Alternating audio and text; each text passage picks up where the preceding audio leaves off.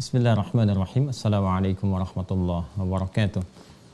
Alhamdulillahirabbil alamin wassalatu wassalamu ala rasulillahil karimil amin nabiyyina Muhammadin wa ala alihi wa sahbihi ajma'in wa ba'd. Fa ya ahbaballahi wa ahbab rasulihi sallallahu alaihi wasallam, usi nafsi wa iyyakum bi taqwallahi faqad fazal muttaqun fala tamutunna illa wa antum muslimun. Faqala ta'ala ya ayyuhalladzina amanu taqullaha haqqa tuqatih wa la tamutunna illa wa antum muslimun. Saudara-saudariku, alhamdulillah mengawali perjumpaan kita dengan bersyukur pada Allah Subhanahu wa taala bahwa kita masih diberikan kesempatan untuk beraktivitas sesuai dengan ajal yang telah Allah tetapkan. Semoga seluruh aktivitas kita, baik yang telah, sedang ataupun akan kita jalani, diridhai dan diberkahi oleh Allah Subhanahu wa taala. Juga kita bermohon kepada Allah Subhanahu wa taala semoga saudara-saudari kita yang berkehidupan sampai dengan detik ini, yang jauh ataupun dekat dengan kita namun belum beriman kepada Allah, dikuatkan jiwa dan lisan mereka untuk bersyahadat sebelum wafat dan kembali kepada Allah Subhanahu wa taala. Semoga seluruh pelaku maksiat dan juga boleh jadi kita termasuk di antaranya diberikan kekuatan kepada jiwa untuk bertobat dan memperbaiki aktivitas lebih baik, hayatan thayyibah, dan semoga kita semua diwafatkan dalam keadaan husnul khatimah. Amin insyaallah. Baiklah, hari ini kita akan mencoba mempelajari pembuka-pembuka dari kitab-kitab, sekaligus juga kita akan coba kenalkan sedikit demi sedikit hal-hal yang penting. Sesungguhnya dari apa yang telah kita uraikan itu sudah banyak mewakili dari kitab-kitab yang menjadi rujukan, namun demikian akan juga baik kalau kita perkenalkan dan kita juga bacakan beberapa hal-hal spesifik yang penting bagi kita untuk diketahui sebelum nanti kita masuk ke dua bagian terakhir. Yang pertama adalah kajian ayat-ayat makkiyah. Jadi nanti kita akan turunkan surah-surah dan ayat-ayat makkiyah yang memang secara spesifik ditujukan untuk penguatan akidah. Jadi fase sebelum hijrah ke Yathrib yang kelak menjadi Al-Madinah Al-Munawwarah, surah-surah yang turun utamanya adalah penguatan akidah. Ya, penguatan akidah, keimanan dikala nyaman dan dikala sulit khususnya. Karena fase-fase awal itu yaitu fase-fase yang penuh dengan ujian, fase-fase melewati tantangan, dan demikianlah seseorang yang ingin mencoba menguatkan imannya, meraih kebahagiaan akan melewati liku ujian yang menguji kesungguhan imannya, menguji keseriusan bagaimana dia berkeyakinan. Di situ kalau kita berhasil melewati fase makkiyah, maka kita akan memasuki fase kehidupan baru yang dengan izin Allah Subhanahu wa taala mengantarkan kepada pancaran-pancaran kemuliaan, kebaikan, kebahagiaan, ketenangan yang kelak juga bernuansa Al-Madinah Al-Munawwarah. Ada kaidah berkata begini ya, kalau ada satu kebaikan dalam waktu atau bahkan tempat, ya tujuan dimaksud bukan ingin menjadikan kita itu mengkultuskan waktu dan tempat yang dimaksudkan, tapi bagaimana meluaskan aura kebaikan dan kemuliaan di tempat dan waktu itu ke tempat-tempat dan waktu-waktu lainnya. Ya, di dalam Islam ada waktu-waktu yang mulia. Di hari-hari misalnya, ya ada sepertiga malam, waktu yang sangat baik. Ya, di antara adzan dan iqamah, waktu yang sangat baik. Ya kan? Menjelang ke subuh untuk istighfar, waktu yang sangat baik.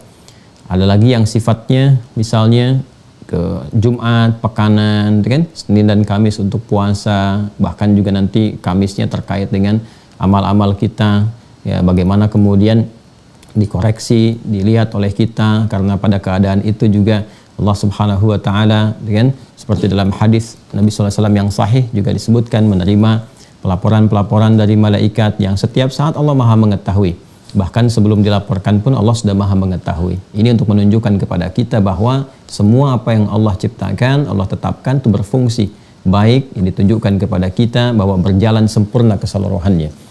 Nah, demikian juga dengan adanya Ramadan dan seterusnya.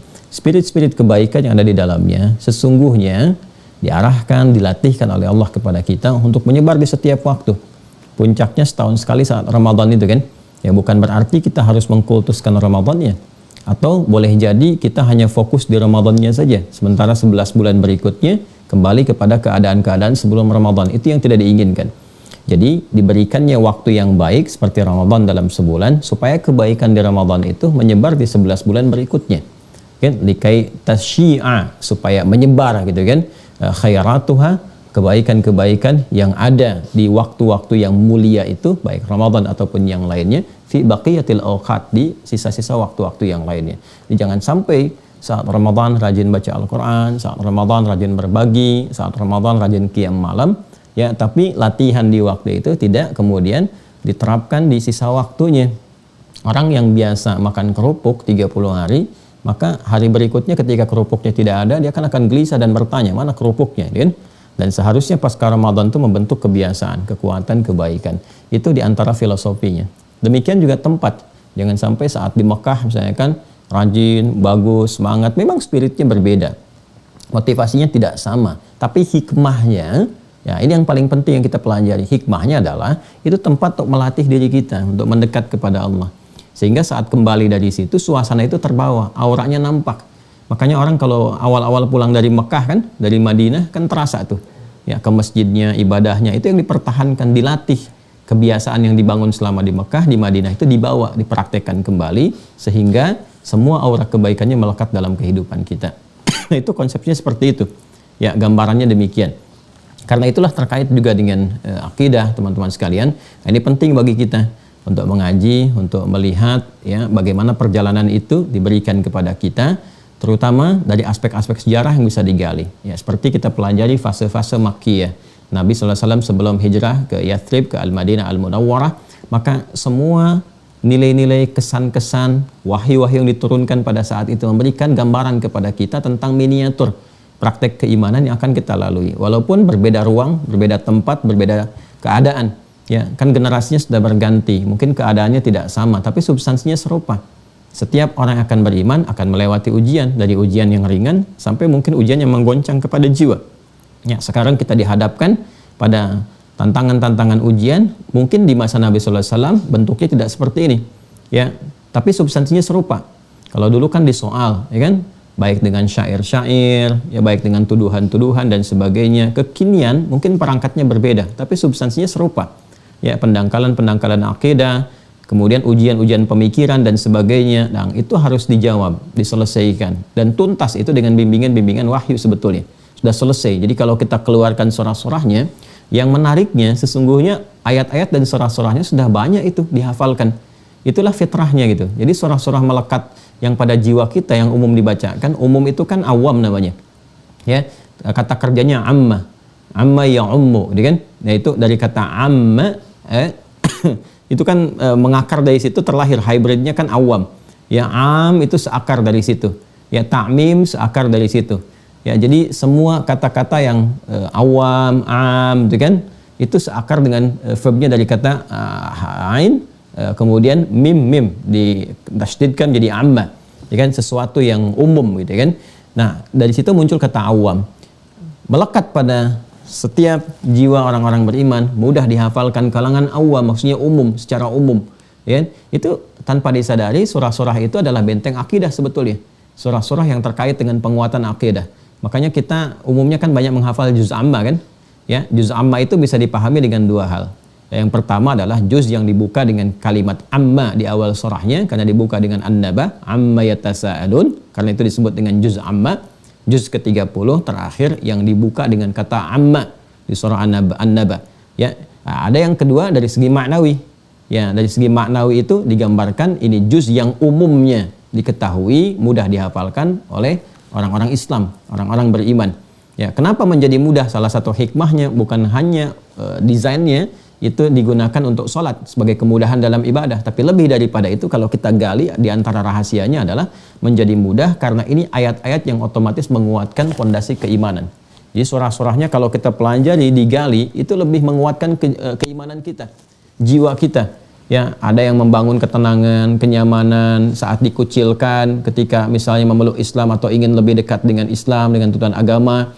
Ya, ada pengucilan, ada tuduhan, ada macam-macam. Itu mengatasinya ada di situ.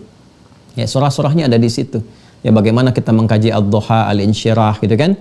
Dari gangguan-gangguan yang sifatnya bahkan ada gangguan spiritual, yang sifatnya magic dan seterusnya, gitu kan? Nah, itu juga ada nanti surah-surahnya dan sebagainya. Nah, itu nanti kalau kita sudah sampai ke surah-surah itu, ngajinya selesai, dengan penjagaan sahabat tentang itu juga tuntas, baru kita masuk bagian terakhirnya ke dialektika, masa-masa era pasca wafatnya Nabi sallallahu alaihi wasallam, masa sahabat, tabi'in, kemudian nanti munculnya golongan-golongan, pengaruh-pengaruh pemikiran-pemikiran di masa keemasan Islam. Nah, itu jadi pengetahuan saja. Ya, bukan materi pendalaman. Itu jadi pengetahuan untuk menghadapi tantangan. Sehingga nanti dari situ muncul sikap bijak. Ya, bagaimana kita menyikapi hal-hal demikian yang muncul dan berpegang teguh kepada yang benar. Nanti yang kita akan dapati dari situ puncaknya adalah tentang hadis Nabi Sallallahu Alaihi Wasallam itu, yang umat terbagi kepada berapa golongan dan sebagainya, dan nanti ada satu yang berpegang teguh kepada Alkitab dan Sunnah, yang itu yang akan dipegang kuat, ya. Nah, itu kemana arahnya? Ini kurikulum yang sedang kita kaji. Jadi kurikulum dasarnya ini yang kita bahas, yang jauh dari perpentangan, ya kan? Jauh dari perselisihan-perselisihan, semua akan sepakat. Yang kita bahas ya lebih daripada 50 episode. Ya, ini mungkin sudah episode yang ke-60 sekarang ini. Kalau kita mau kaji, itu nggak ada perbedaan pendapat di situ. Mau aliran manapun termasuk, ya. Kalau kita berada di frame keislaman, frame keimanan, semua akan sepakat. Ya, tentang rukun iman, tentang Allah dan seterusnya sampai dengan qada dan qadar sampai penjagaannya. Nah, nanti detail-detail terkait dengan itu kita akan kaji, dan ini yang akan kita pegang teguh. Ini yang abadi sifatnya. Akan terus berlanjut, akan dipegang oleh setiap insan beriman. Ya, sampai sekarang kan kita tidak pernah menyampaikan tentang atau membahas, ya, atau bahkan mengurai perbedaan pendapat ulama tentang apa yang kita kaji. Qul huwallahu ahad, ya qul huwallahu ahad, kan? Iman kepada malaikat terus sampai dengan selesai, ya, rukun-rukunnya sampai kemarin kita mengaji tentang penyakit-penyakitnya, itu semua persepsinya serupa. Nggak akan ada perbedaan. Nah, ini kurikulum hakiki yang kita pegang sampai wafat tuh, ini yang kita pegang. Ya, jadi bukan larut kepada perbedaan ini, perbedaan itu, perselisihan ini, perselisihan itu. Ya, habis nanti waktu kita ke situ. Ya, sementara implementasi dari akidah untuk beribadah malah semakin berkurang. Jadi sibuknya malah adu argumentasi. Ya, nah, sibuknya terjebak dalam dunia-dunia dialektika. Itu yang nanti menyita waktu berlebihan. Sehingga untuk ibadahnya, untuk menguatkan pada jiwa kita, orang dulu kan simpel-simpel. Ya, kita aja di masa, ya, saya mengalami waktu kecil 90-an itu kan nggak serumit sekarang gitu dialektikanya, ya kan? Ya, orang kan tinggal akidahnya sudah jelas Islam, tinggal beribadah, tinggal nyaman, ditekuni, ya, sore-sore mengaji, malam-malam menyimak, siang-siang sekolah, kalau yang lain bertani malah mengaji dan sebagainya. Jadi simpel gitu. Ya, nah, dialektika itu muncul berdasarkan keadaan masanya, ruangnya, waktunya. Di situ nanti kita akan bersikap proporsional saja. Sementara yang kita jaga adalah itu. Ya, kurikulum yang telah kita bahas, kita kuasai, implementasikan dalam fikih nanti, jaga sampai meninggal. Itu aja gitu. Dan itu hidupnya akan simpel, lebih menenangkan, lebih menyenangkan, lebih semangat untuk ibadah, dan mudah-mudahan wafat dalam keadaan husnul khatimah. Nah, ini yang dijaga. Akidah ini yang dipertahankan, yang memang Allah telah siapkan terjaga dari mulai awal syariat itu diturunkan. Akidah itu kemudian juga dibawa misinya, ya, Nabi Adam alaihissalam datang kemudian diturunkan ke muka bumi, ya, sudah memulai misinya sebagai khalifah di bumi dan sekaligus untuk beribadah kepada Allah. Inni ja'ilun fil ardi khalifah, Al-Baqarah ayat 30, saat yang bersamaan wa ma khalaqtul jinna wal insa illa liya'budun. Nah, ibadah itu nggak mungkin terjadi kalau tidak ada asas akidahnya. Jadi Nabi Adam turun ke bumi pun sudah membawa, ya, akidah yang satu. Ya, untuk apa? Ubudiyah lillah, sebagai penyembahan kepada Allah. Tertanam dalam jiwa beliau akidah, ya, yang kuat, keimanan yang kuat, yang kokoh untuk menyembah Allah dan menuhankan Allah Subhanahu wa taala. Dan ini yang terus kemudian diwariskan oleh generasi setelahnya sampai ke kita sekarang dengan nabi kita yang mulia Nabi Muhammad sallallahu alaihi wasallam. Ya, inna auhayna ila nuhin, ya, inna auhayna ilaika kama auhayna ila nuhin wan nabiyyina min ba'di. Di Quran surah keempat An-Nisa ayat 163 itu. Ya, walaupun rasul pertama itu Nabi Nuh kemudian bertugas, ya, terus risalah yang dibawa sampai Nabi Muhammad itu serupa akidahnya. Di Quran surah keempat An-Nisa ayat 163 seperti yang kita sampaikan di pertemuan yang lalu. Inna auhayna ilaik. Ya Muhammad sallallahu alaihi wasallam, aku tegaskan dengan segala keagunganku, kata Allah, sungguh apa yang diwahyukan kepadamu itu, ya, kau wahyukan kepadamu itu serupa. Kama auhayna ila Nuhin, seperti yang kami berikan, ya, kepada Nuh alaihissalam. Artinya serupa. Akidahnya sama, ya, membawa nilai-nilai keislaman. Nah, walaupun nanti praktek keislamannya, syariat yang dibawanya itu sesuai dengan era atau keadaan dan kondisi masyarakat yang disampaikan risalah kepada mereka. Tapi pokoknya semua sama, yaitu Islam. Ya, dari Nabi Nuh sebagai rasul kepada masyarakat sampai ke Nabi Muhammad sallallahu alaihi wasallam. Tarik ke atas ke Nabi Adam karena beliau belum jadi rasul, ya, atau bukan rasul karena belum ada masyarakatnya pada saat itu, nabi, maka itu pondasi benih yang pertama dibawa oleh Nabi Adam. Diteruskan kemudian risalahnya oleh Nabi Nuh sampai Nabi Muhammad SAW sampai kehidupan berakhir. Nah, sekarang kita akan coba dalami, ya, membaca beberapa kitab. Pertanyaannya, kenapa akidah itu mesti satu? Ya, sedangkan syariat yang mengarahkan kepada akidah itu dibuat fleksibel sesuai dengan keadaan umatnya. Ya, umatnya Nabi Musa nanti keadaannya berbeda dengan Nabi Ibrahim. Jauh sebelumnya, umat Nabi Ibrahim berbeda dengan Nabi Nuh alaihissalam. Syariat yang diberikan, gambaran-gambaran dalam beribadah kepada Allah, walaupun pokoknya sama, seperti pokoknya sholat misalnya, tapi jumlahnya kan antara umat Nabi Muhammad dengan Nabi Musa alaihissalam kan berbeda jumlahnya. Dengan Nabi Isa caranya tidak sesempurna sekarang, ada sujudnya, ada rukuknya dan sebagainya. Nah, itu semua cara-cara beribadah itu disesuaikan dengan keadaan umat, tapi menuju pada pokok yang sama, yaitu akidah yang serupa. Nanti dari mulai ajaran Nabi Adam, Nabi Nuh sampai ke Nabi Isa diakumulasikan kesempurnaannya, digabungkan semuanya, lalu disempurnakan pada risalahnya Nabi Muhammad SAW. Makanya sholatnya kita yang paling sempurna. Ada berdirinya, ada rukuknya, ada sujudnya, ya kan? Di Nabi Zakaria alaihissalam saat dicontohkan dalam Al-Quran sholat berdiri, ya, diperintahkan kepada Maryam alaihissalam itu sampai ke ruku', ya, kemudian ke sujud. Itu digabungkan keseluruhannya nanti dari atas sampai dengan ke bawah, disempurnakan keseluruhan. Jadi kita dari mulai menghadap ke arah kiblat, dari takbirnya, dari kesempurnaannya, semua diselesaikan. Jadi itulah rasa bersyukur kita mendapatkan syariat penutup pada Rasul mulia Nabi Muhammad sallallahu alaihi wasallam. Namun akidah yang dibawa semua menuju satu. Ya, satu yang sama. Nabi Isa, Yesus, Mesias menyembah Allah Subhanahu wa taala. Nabi Zakaria menyembah Allah Subhanahu wa taala. Nabi Musa demikian sampai dengan ke atasnya. Nah, sekarang pertanyaannya, kenapa kalau syariatnya menyesuaikan atau diberikan yang sesuai dengan maslahat hamba, sedangkan akidahnya harus satu? Akidahnya nggak boleh berbeda dari awal sampai dengan akhir. Nah, ini yang akan coba kita kaji, dan yang menjawab itu di antara sekian kitab, yaitu di antaranya ini Al-Aqaid Al-Islamiyah, kitab ini ya. Karya Syekh Said Sabiq yang lahir tahun 1915, yang wafat tahun 2000. Ini termasuk yang modern, yang kontemporer, ya. Nanti dikuatkan juga, nanti kita punya beberapa ya kitab-kitab yang nanti kita akan tunjukkan kepada teman-teman sekalian. Nah, ini ada Al-I'tiqad Al-Khalis, kan? Karya Imam Alauddin Ibrahim. Kemudian nanti ada Fathul Majid, ya, syarah kitab Tauhid. Ini juga kita nanti akan baca. Nanti yang kurikulum Al-Azhar, Muzakkarah fi Ilmi Tauhid juga kita akan baca beberapa bagiannya. Ya, cuma nanti saya akan mulai dengan memperkenalkan yang ini dulu, yang simple. Ya, dan ini menarik teman-teman sekalian. Ini beliau ini alim dan faqih. Ya, sebetulnya ada dua kitab yang terkenal, sangat populer dari Syekh Said Sabiq ini. Ya, yang pertama adalah Fiqh Sunnah. Nah, Fiqh Sunnah ini sudah banyak diterjemahkan. Ya, bahkan nanti mendapati komentar-komentar dan munculnya kitab-kitab yang juga mengisi, ya, atau ada yang kemudian menyebutnya menyempurnakan, atau ada yang menyebutnya kemudian menghadirkan penguat-penguat dari situ gitu. Jadi ini menarik. Apa yang ditulis oleh beliau menarik ulama-ulama lain untuk menulis juga, dan dengan judul-judul yang serupa. Ya. Misalnya Fikih Sunnah, nanti ada Syekh Muhammad Nasiruddin Al-Albani itu menulis nanti Tamamul Minnah. Ya, fit Ta'liq ada Fikih Sunnah. Nah, nanti ada lagi misalnya Abu Malik Said Kamal itu menulis Sahih Fikih Sunnah. Asal kitab mulanya, sumbernya adalah kitab yang ditulis oleh beliau ini, Fikih Sunnah. Itu kitab yang memang sangat simpel, sangat mudah, bahasanya gampang dipahami dan jauh dari kontroversi. Itu hal-hal yang simpel untuk dikaji dalam masalah fikih. Nanti ketika masuk bab fikih saya tunjukkan. Nah, di sini nanti bahkan ulama di Saudi nanti kumpul bikin kitab lagi yang untuk memberikan gambaran dengan kitab ini, dibuat kitab lagi dari sini, terinspirasi bikin metode yang mudah, namanya Al-Fiqhul Muyassar.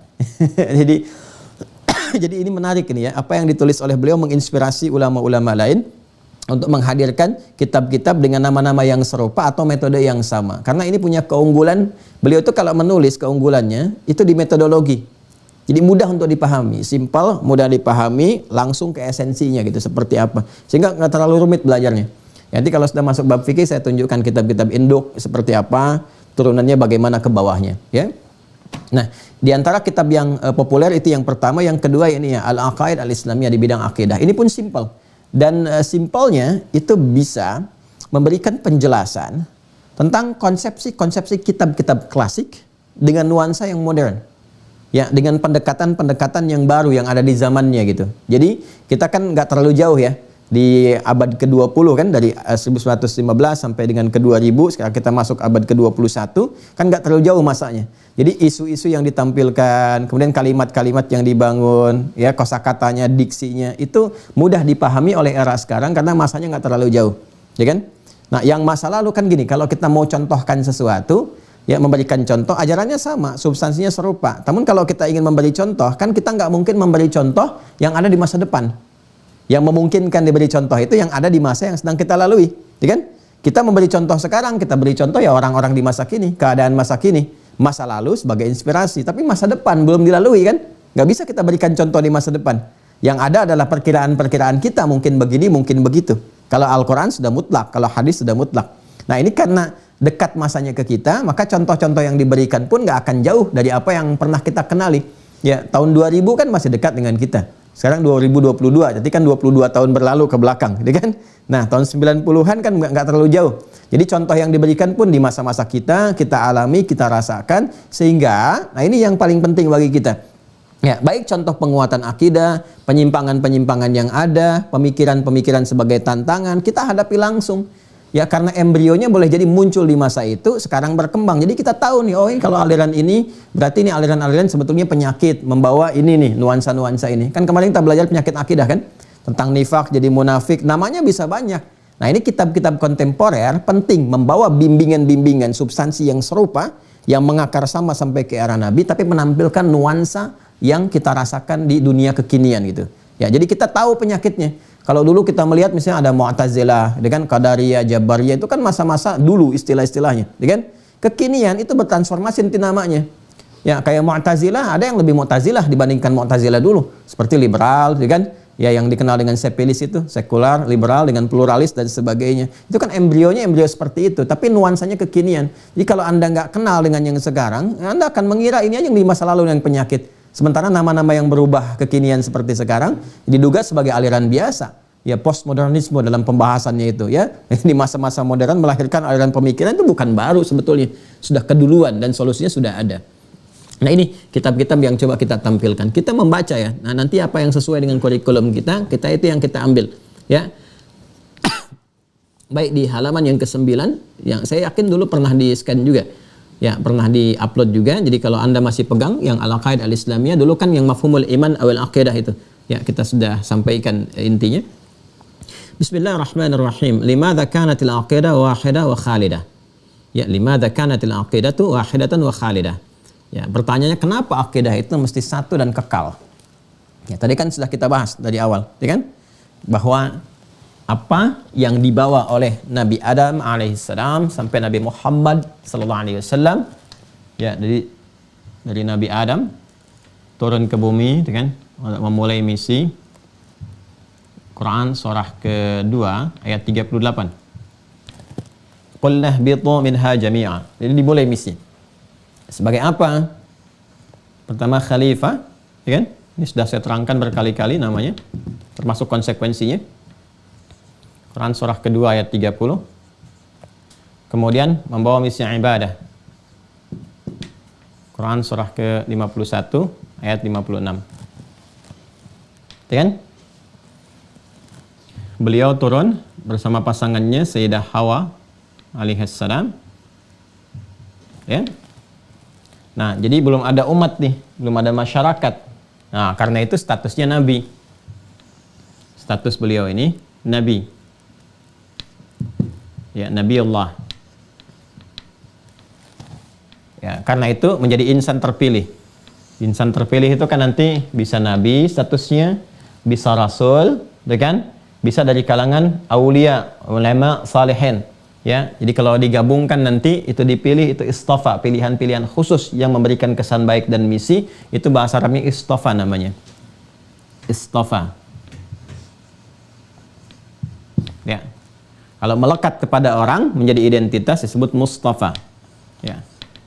Makanya kita menyebut Rasulullah SAW dengan nama Mustafa yang terpilih. Nah ini bukan hanya sekedar terpilih, tapi dipilih untuk membawa kesan keutamaan tertentu dan misi-misi tertentu. Ya, bisa nanti nabi, bisa kalangan rasul, bisa kalangan aulia as-salihin minal ulama, dari kalangan ulama dan turunannya. Kalau kita gabungkan keseluruhannya nanti ada di Quran surah ketiga, di Islam tuh lengkap sekali, ayat 33. Ya. Jadi bukan hanya paparan tapi lengkap dengan pondasi dalilnya, keterangannya yang sifatnya valid. Innallaha astafa Adam, ya, sebagai nabi. Kemudian juga nanti turun dengan pasangannya Sayyidah Hawa alaihissalam. Nah, keduanya nanti membangun rumah tangga dengan misi ini sebagai khalifah dan juga untuk beribadah. Ya, saat berumah tangga ini nanti melahirkan keturunan-keturunan dari beliau. Quran surah berlahir keturunan. Ya, dalam berumah tangga keturunan yang menyebar. Ini berumah tangga, hadirkan keturunan yang menyebar. Quran surah keempat ayat 1. An-Nisa ayat 1. Ya ayuhan nasu taqu rabbakumul ladzi khalaqakum min nafsin wahidah, Adam, wa khalaqa minha zawjaha, Hawa, wa batta minhuma rijalan katsiran wa nisaa, berketurunan, ya kan? Nanti dari keturunan ini melahirkan komunitas. Mulai bersuku-suku, mulai berkomunitas, bermasyarakat, berkelompok, ya, RT, RW dan sebagainya sampai dengan menyebar. Nanti ini komunitas yang bersuku-suku, ya. Ada di Quran surah ke-49 ayat ke-14. Ayat 13, maaf, ayat 13. Ya. Quran surah 49 ayat ke-13. Ya ayyuhan nasu, ini ya ayyuhan nas, dia ayyuhan nas. Ya ayyuhan nasu inna khalaqnakum min dzakarin wa untha. Hai semua manusia, kami ciptakan kalian dari keturunan Adam, itu ada yang laki-laki dan perempuan. Wa ja'alnakum syu'uban wa qabail. Dan kami tetapkan keadaan kalian itu berkomunitas dan bersuku-suku. Lita'arafu, supaya membangun harmoni, menuntaskan misi ini. Tahu dari mana misi ini? Ya, yang dituntaskan. Ujung ayatnya lihat, inna akramakum indallahi atqakum. Sungguh yang paling mulia di antara kalian di sisi Allah adalah orang yang paling takwa. Sedangkan takwa itu puncak dari perjuangan nih sebagai khalifah dan ibadah. Ibadah membentuk ketakwaan kan? Ya, salat jadi orang takwa, puasa menjadi takwa, haji, umrah menjadi takwa dan turunannya. Ini gambarannya. Nah, ini berkomunitas, tentu sudah ada generasi yang terus mewariskan, karena sebagai khalifah maknanya dari kata khalafa itu saling menggantikan. Kalau saling menggantikan berarti kan selesai. Kalau selesai meninggal, pulang kan? Makanya kita bahas di pertemuan lalu, semua yang misi yang dibawa ini diberikan batas waktu, disebut dengan ajal. Ya. Ini yang berkomunitas, komunitas bersuku-suku, itu gabungannya itu disebut dengan umat namanya. Ya kan? Makanya kita mengenal umatnya ini, umatnya itu. Umat Nabi Ibrahim, umat Nabi Musa, umat Nabi Isa, umat Nabi Muhammad sallallahu alaihi wasallam, ya kan? Nah, ini setiap yang bergenerasi, berumat, berkomunitas, itu diberi batas waktu kehidupan dengan nama ajal. Adam pun juga punya ajal. Seperti yang lainnya juga punya ajal. Quran surah ke-7 ayat 34. Ya. Walikulli ummatin ajal. Setiap umat ada batas waktu berkehidupannya untuk menuntaskan, menyukseskan ini, membawa misi khalifah dan ibadah di muka bumi. Walikulli ummatin ajal fa idza jaa ajaluhum la yastakhiruna sa'atan wa la yastaqdimun. Kalau sudah tiba ajalnya, maka sudah selesai, enggak bisa dimajukan, enggak bisa dimundurkan. Akan ada yang datang. Apa yang datang? Maut, ya kan? Quran surah ke-3 ayat 185.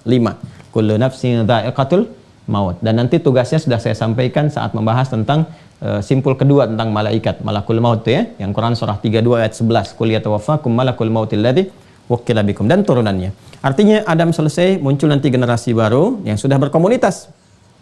Ya. Karena sudah ada komunitasnya, ada masyarakatnya. Nah, teman-teman sekalian, di sini maka tugas yang dipilih itu oleh Allah ya sudah harus menyampaikan bimbingan risalahnya bukan hanya kepada pribadinya. Kalau pribadi masih nabi ini. Ya, untuk Adam dan keluarga terdekat masih nabi. Tapi kalau sudah ada komunitas, masyarakat, dakwahnya, bimbingan sudah meluas, maka menjadi rasul. Jadi kalau ini Nabi Allah, kalau ke sini nanti sudah Rasulullah. Ya. Statusnya untuk pribadinya sebagai Nabi, ya, kemudian berdakwah ke masyarakat sebagai Rasul. Jadi Nabi dan Rasul ini sudah dua. Ya, perbaiki pribadi sebagai Nabi, kemudian mengajar, membimbing masyarakat sebagai Rasul. Maka di sini dikenal komunitas pertama yang sudah meluas, itu kan, dibimbing. Maka Rasul pertama dikenal dengan Nabi Nuh alaihissalam. Ya, terus ini sampai ke Nabi Muhammad SAW, Rasul yang terakhir, Nabi yang terakhir, yang paling sempurna membawa risalah. Karena setiap generasi ini nanti ini terus ya akan mendatangkan nabi baru yang mengakumulasikan tugas-tugas sebelumnya. Jadi Nabi Nuh ini meneruskan risalah Nabi Adam terus. Ya, nanti wafat Nabi Nuh kan ini berkembang lagi banyak nih. Ya, nanti ada nabi yang lainnya lagi, Rasul mengonfirmasi risalah Nabi Nuh. ya disempurnakan di eranya. Kan ini setiap era berkembang. Ya, zaman ini ada A, zaman ini sudah ada B. Ya, kita kan di 10-20 tahun ke belakang sudah melihat perbedaannya. Ya, sekarang sudah masa digital. Kemarin-kemarin belum seperti itu. Handphonenya juga berbeda dan sebagainya gitu kan. Apalagi kalau kita mau tarik ke misi risalah seperti ini. Jadi terus ini ya mengalami perubahan-perubahan keadaan, tapi misi yang dibawa tidak akan berubah, tetap ini. Ya, tetap ini. Jadi teman-teman sekalian, ini yang dimaksudkan tadi istafa dari kalangan Nabi, innallaha astafa Adam wa Nuha. Ya, nanti pindah generasi, ada lagi yang lain, wa ala Ibrahim. Itu masih Nabi dan Rasul. Wa ala Imran sudah ke aulia, ya kan? Salihin minal ulama, dan di dalamnya juga nanti melahirkan nabi lagi, rasul lagi seperti Isa alaihim. Ya alal alamin. Ya seperti Isa alaihi salam dan turunan-turunan yang lainnya. Jadi ini yang ingin saya gambarkan. Semua gambaran ini, ya, perjalanan ini itu membawa misi yang sama ini. Tuh. Untuk menuhankan Allah, mengesakan Allah, gitu kan? Dan menerjemahkan semua fungsi ibadah, menuhankan, mengesakan itu kemana? Ini dalam tugas-tugas keduniaan. Nah, sedangkan ibadah itu pondasinya akidah. Nggak mungkin bisa ibadah kalau nggak ada akidah. Ya kita mau nyembah siapa? Kalau nggak ada dasar kekuatan untuk penyembahannya, keimanannya nggak ada. Ya ibadah itu baru bisa terjadi kalau kita sudah menuhankan. Ya, kalau kita sudah berketuhanan, ada Tuhannya, ada cara menyembahnya, ya kan? Karena itu dasar ibadah itu pokoknya akidah. Nah, kan? Ini pokoknya. Ini penting sekali ya, konsep ini yang ingin saya terangkan. Ini pokoknya akidah. Ada akidah, baru ada ibadah. Nggak mungkin nggak ada akidah. Ya tiba-tiba ibadah itu nggak mungkin. Apa yang disembah, ya kan? Apa yang dituhankan, mesti ada dulu ini pokoknya. Ya, karena itu perintah untuk ibadah ini kan ini kata kerja dari kata abada, ya kan? Abada yang abudu. Ya, orang yang melakukan disebut abdun. Jamaknya disebut dengan ibad. Ya kan? Perintah kepada abdun, kepada ibad untuk ibadah disebut dengan u'bud. Ya. Atau a'budu, ya beribadahlah, sembahlah dan seterusnya. Ini abadah. Ya kan? Ini orangnya abdun, jamaknya ibad, a'bud. Ini yang disembahnya al-ma'bud. Al-ma'budul haq, ya kan? Al-ma'bud al-haq. Baik. Ini dasarnya. Nggak mungkin ibadah kalau nggak ada yang disembah, harus ada yang disembah dulu.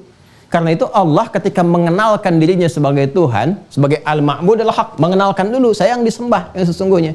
Quran surah ke-20 itu Thaha. Ini mahal sekali nih ya. Ini kaitan dengan fungsi jiwa kita sampai kembali kepada Allah. Quran surah 20 ayat 14. Innani anallah, kata Allah, sayalah Allah. Ya, la ilaha illa ana, nggak ada Tuhan yang hak kecuali saya. Pede sekali. Karena memang harus pede, fitrah ketuhanan jelas. Ya, innani anallah, sungguh sayalah Allah, saya tegaskan saya Allah, kata Allah. La ilaha illa ana, enggak ada Tuhan selain saya. Ini al-ma'budul haq. Baru setelah itu ada ibadah, diperintahkan.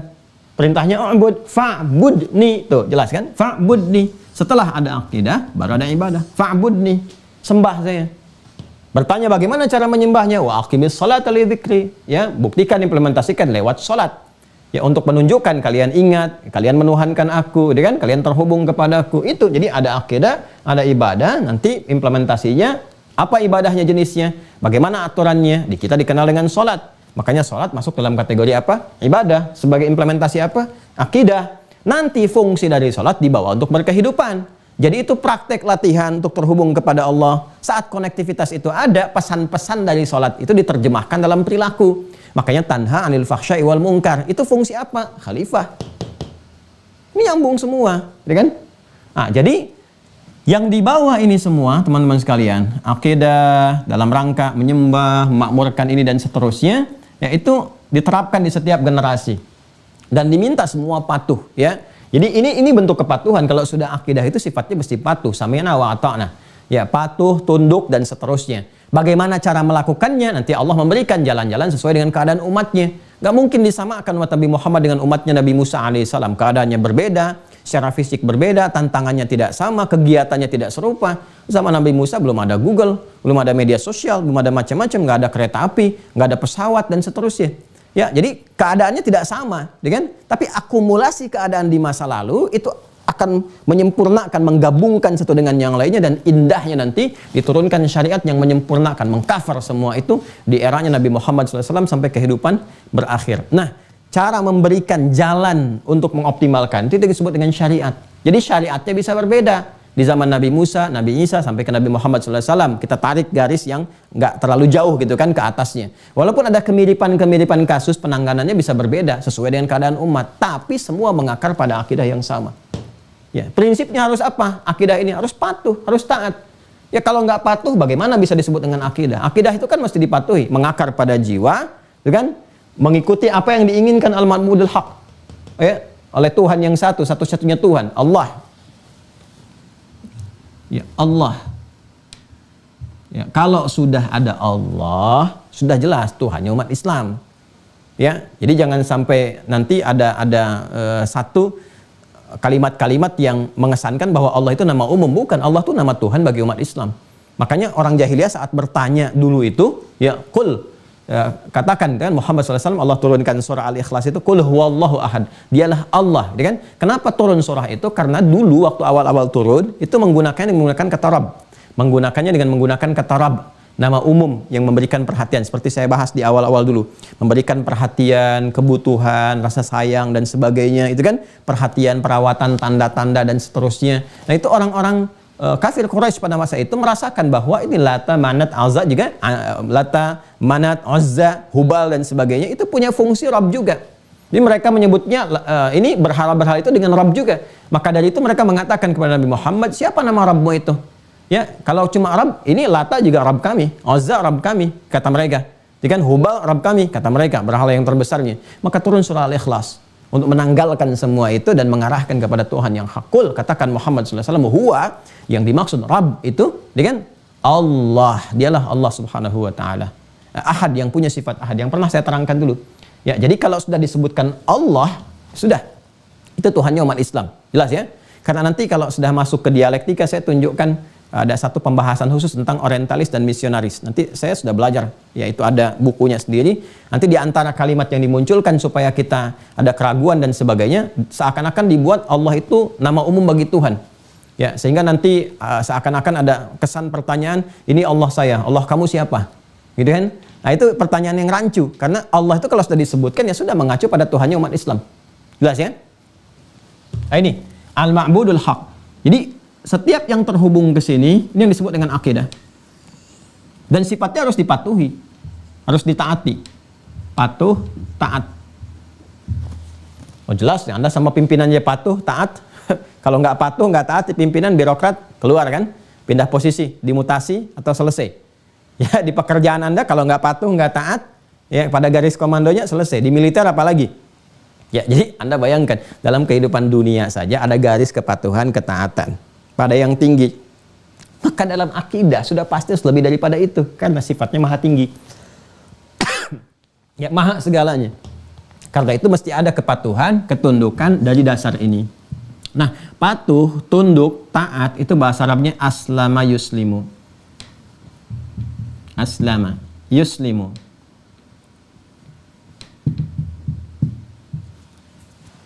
Ya. Orangnya disebut muslim. Orangnya muslim. Ini orangnya. Jadi orang yang taat, yang patuh kepada Allah, kan? Yang punya akidah, kan? Yang menaati, yang siap mengerjakan, melakukan apa yang diinginkan oleh yang maha tinggi Allah Subhanahu wa taala, itu namanya muslim. Ini sifat pada ketundukan, kepatuhan dan seterusnya. Jelas ya? Makanya Nabi Ibrahim mendeklar bahwa dirinya pun muslim, dan Allah perintahkan aslim, tunduk, patuh engkau. Itu kan ada di Quran surah kedua Al-Baqarah ayat 131. Quran surah kedua ayat 131. Idz qala lahu rabbuhu aslim qala aslamtu lirabbil alamin. Semua mengonfirmasi. Ketika Rabb yang berfirman ya kepada Ibrahim alaihissalam, aslim, tunduk, patuh, taat engkau. Beliau mengatakan aslamtu lirabbil alamin, saya patuh tunduk kepada Rabbul alamin. Siapa Rabbul alamin? Allah. Tahu dari mana? Al-Fatihah ayat 2. Alhamdulillahi rabbil alamin. Kembali ke sini. Ya. Jadi semua mengonfirmasi. Nabi Musa mengonfirmasi Tuhannya Allah, Isa alaihissalam mengonfirmasi Tuhannya Allah, gitu kan? Dan seterusnya. Ini Muslim. Sekarang kan kita balik bertanya, bagaimana cara menaatimu ya Allah? Seperti apa gambarannya, gitu kan? Seperti apa frame-nya? Bagaimana kemudian ruangnya, gitu kan? Nah itu frame-nya, caranya, ruangnya, tuntunannya disebut Islam namanya. Keadaannya disebut Islam. Aslama yuslimu Islam. Orangnya Muslim. Jadi ketika dia mengatakan saya patuh tunduk kepada Allah, taat kepada Allah, itu sudah masuk di dalam Islam. Ini frame-nya. Orangnya disebut apa? Muslim. Jelas ya?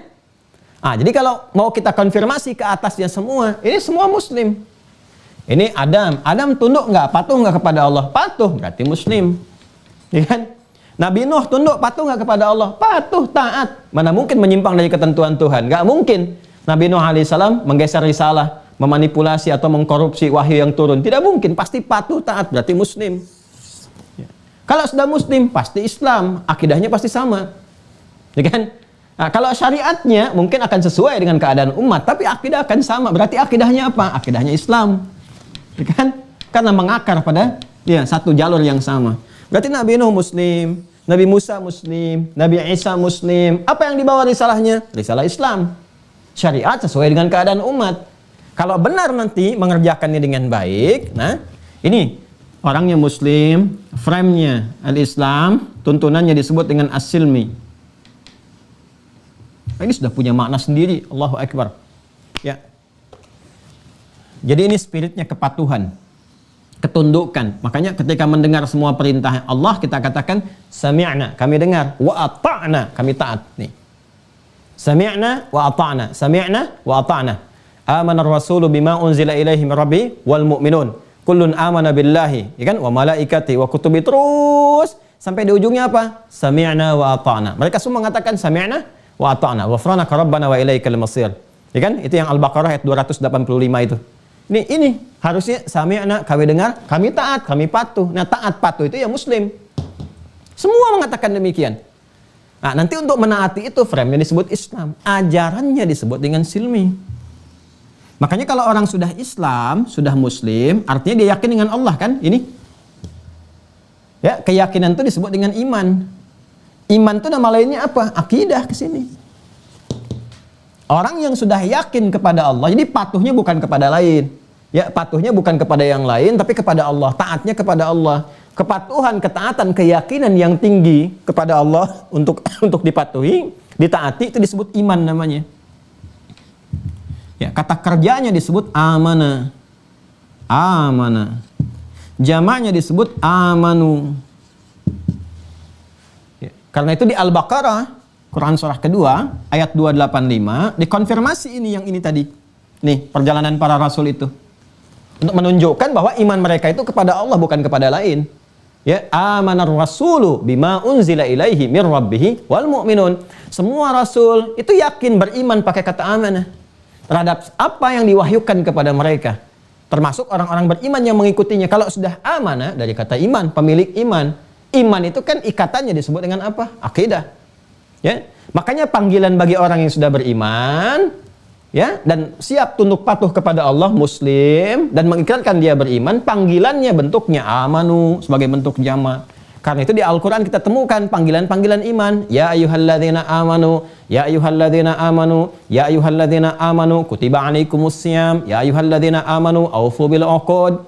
Jadi kalau dipanggil ya ayyuhalladzina amanu, disentuh dua sekaligus. Satu, iman, konfirmasi akidahnya. Kedua, konsekuensi kepatuhannya. Makanya kalau ada ayat turun ya ayyuhalladzina amanu, sahabat langsung mengatakan sami'na wa ata'na. Dari sini bentuk kepatuhan, ketaatan. Nah, apa yang diperintahkan isi dari Islam itu disebut dengan silmi. Makanya nanti setelah ya ayyuhalladzina amanu, kita diminta untuk masuk ke sini mengerjakan ini semua.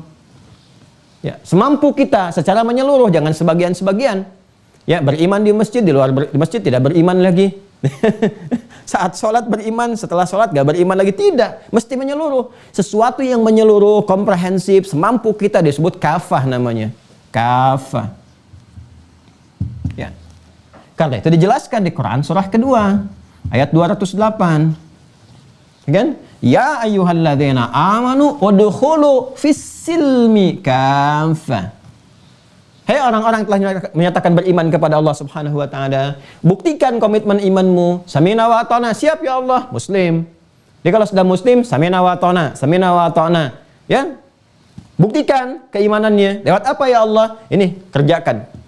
Perintah, jauhi larangan. Udkhulu fis-silmi, bukan fil Islam, karena kalau Islam sudah otomatis dengan beriman itu sudah di Islam. Ajaran tuntunan disebut silmi.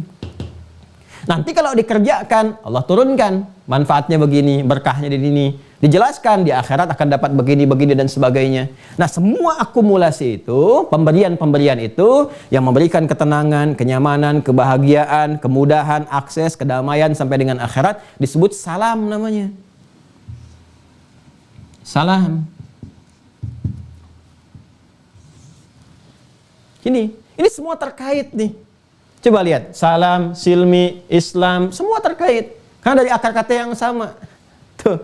Ya, makanya semua nabi mengonfirmasi. Yuk, jangan jauh-jauh, tarik deh. Nabi Muhammad kan yang paling dekat ke Nabi Isa kan? Sekitar kurang lebih 600 tahun. Nabi Isa mengonfirmasi, wassalamun alayya. Ya, wassalamu alayya, pakai alif lam. Assalamu alayya. Ya, yauma wulidtu, wa yauma amutu, wa yauma ub'atsu hayya. Itu ada di Quran surah ke-19 Maryam. Ayat 33. Ya. Kalau mau dikonfirmasi sampai ibadahnya, dari ayat 31. Ya. Kan tadi kita konfirmasi kan, Nabi Musa kan sholat kan bentuk ibadahnya. Yang Quran surah Toha itu, surah 20 ayat ke-14 tadi saya katakan. Ya. Ketika dikonfirmasi ini, innani anallah la ilaha illa ana ma'budul haq akidah fa'budni ibadah. Cara ibadahnya sholat, wa aqimis sholata li dzikri. Nabi Musa sholat. Nabi Isa baca dari ayat 31 Quran surah 19 Maryam. Ya, wa ja'alani mubarakan aina ma kuntu wa usani bis shalah waz zakah. Jadi beliau pun salat, beliau menyembah juga karena nabi rasul bukan Tuhan, ya kan? Beliau salat juga, beliau zakat juga sampai ujungnya apa? Wassalamu alayya, salam.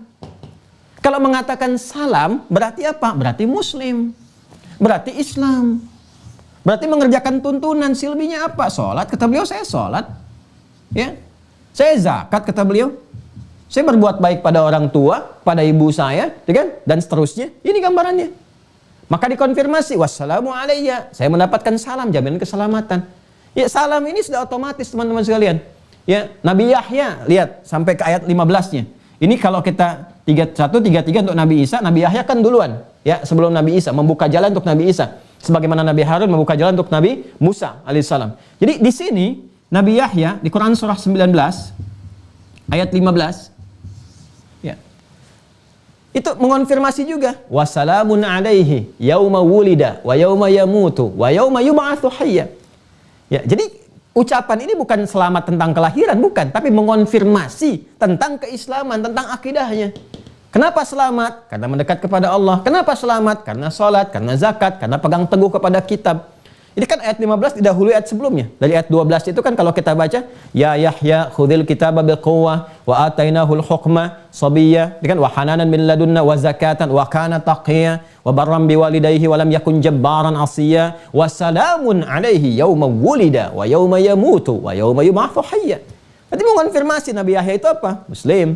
Nabi Isa apa? Muslim. Nabi Musa apa? Muslim. Semua membawa risalah yang sama, keislaman. Ya, kalau kita gali semuanya sama tuh, Islam semua. Oh, jadi ini bukan dalil ucapan selamat kelahiran ya. Jadi kalau Nabi Isa mengatakan wassalamu alayya itu bukan menunjukkan bahwa ini loh maksudnya selamat kepada saya yang dilahirkan, bukan. Itu bukan dalil selamat kelahiran. Buka semua kitab tafsir menunjukkan bahwa ini keselamatan terkait dengan akidah. Maka Allah menjamin keselamatan untuk saya, kenyamanan, kebahagiaan, ketentraman saat saya terlahir ini, ya kan? Kemudian saat saya apa lagi? Ya, saat saya mengalami kehidupan, kemudian akan wafat sampai dengan di akhirat nanti. Itu bukan perkataan selamat untuk kelahiran, bukan, tapi jaminan keselamatan karena menganut akidah yang benar, beribadah secara benar, sebagaimana kita pun ya membiasakan mengucapkan ini untuk mengonfirmasi keislaman kita. Bukankah kita dalam sholat? Sholat kan masuk ke sini.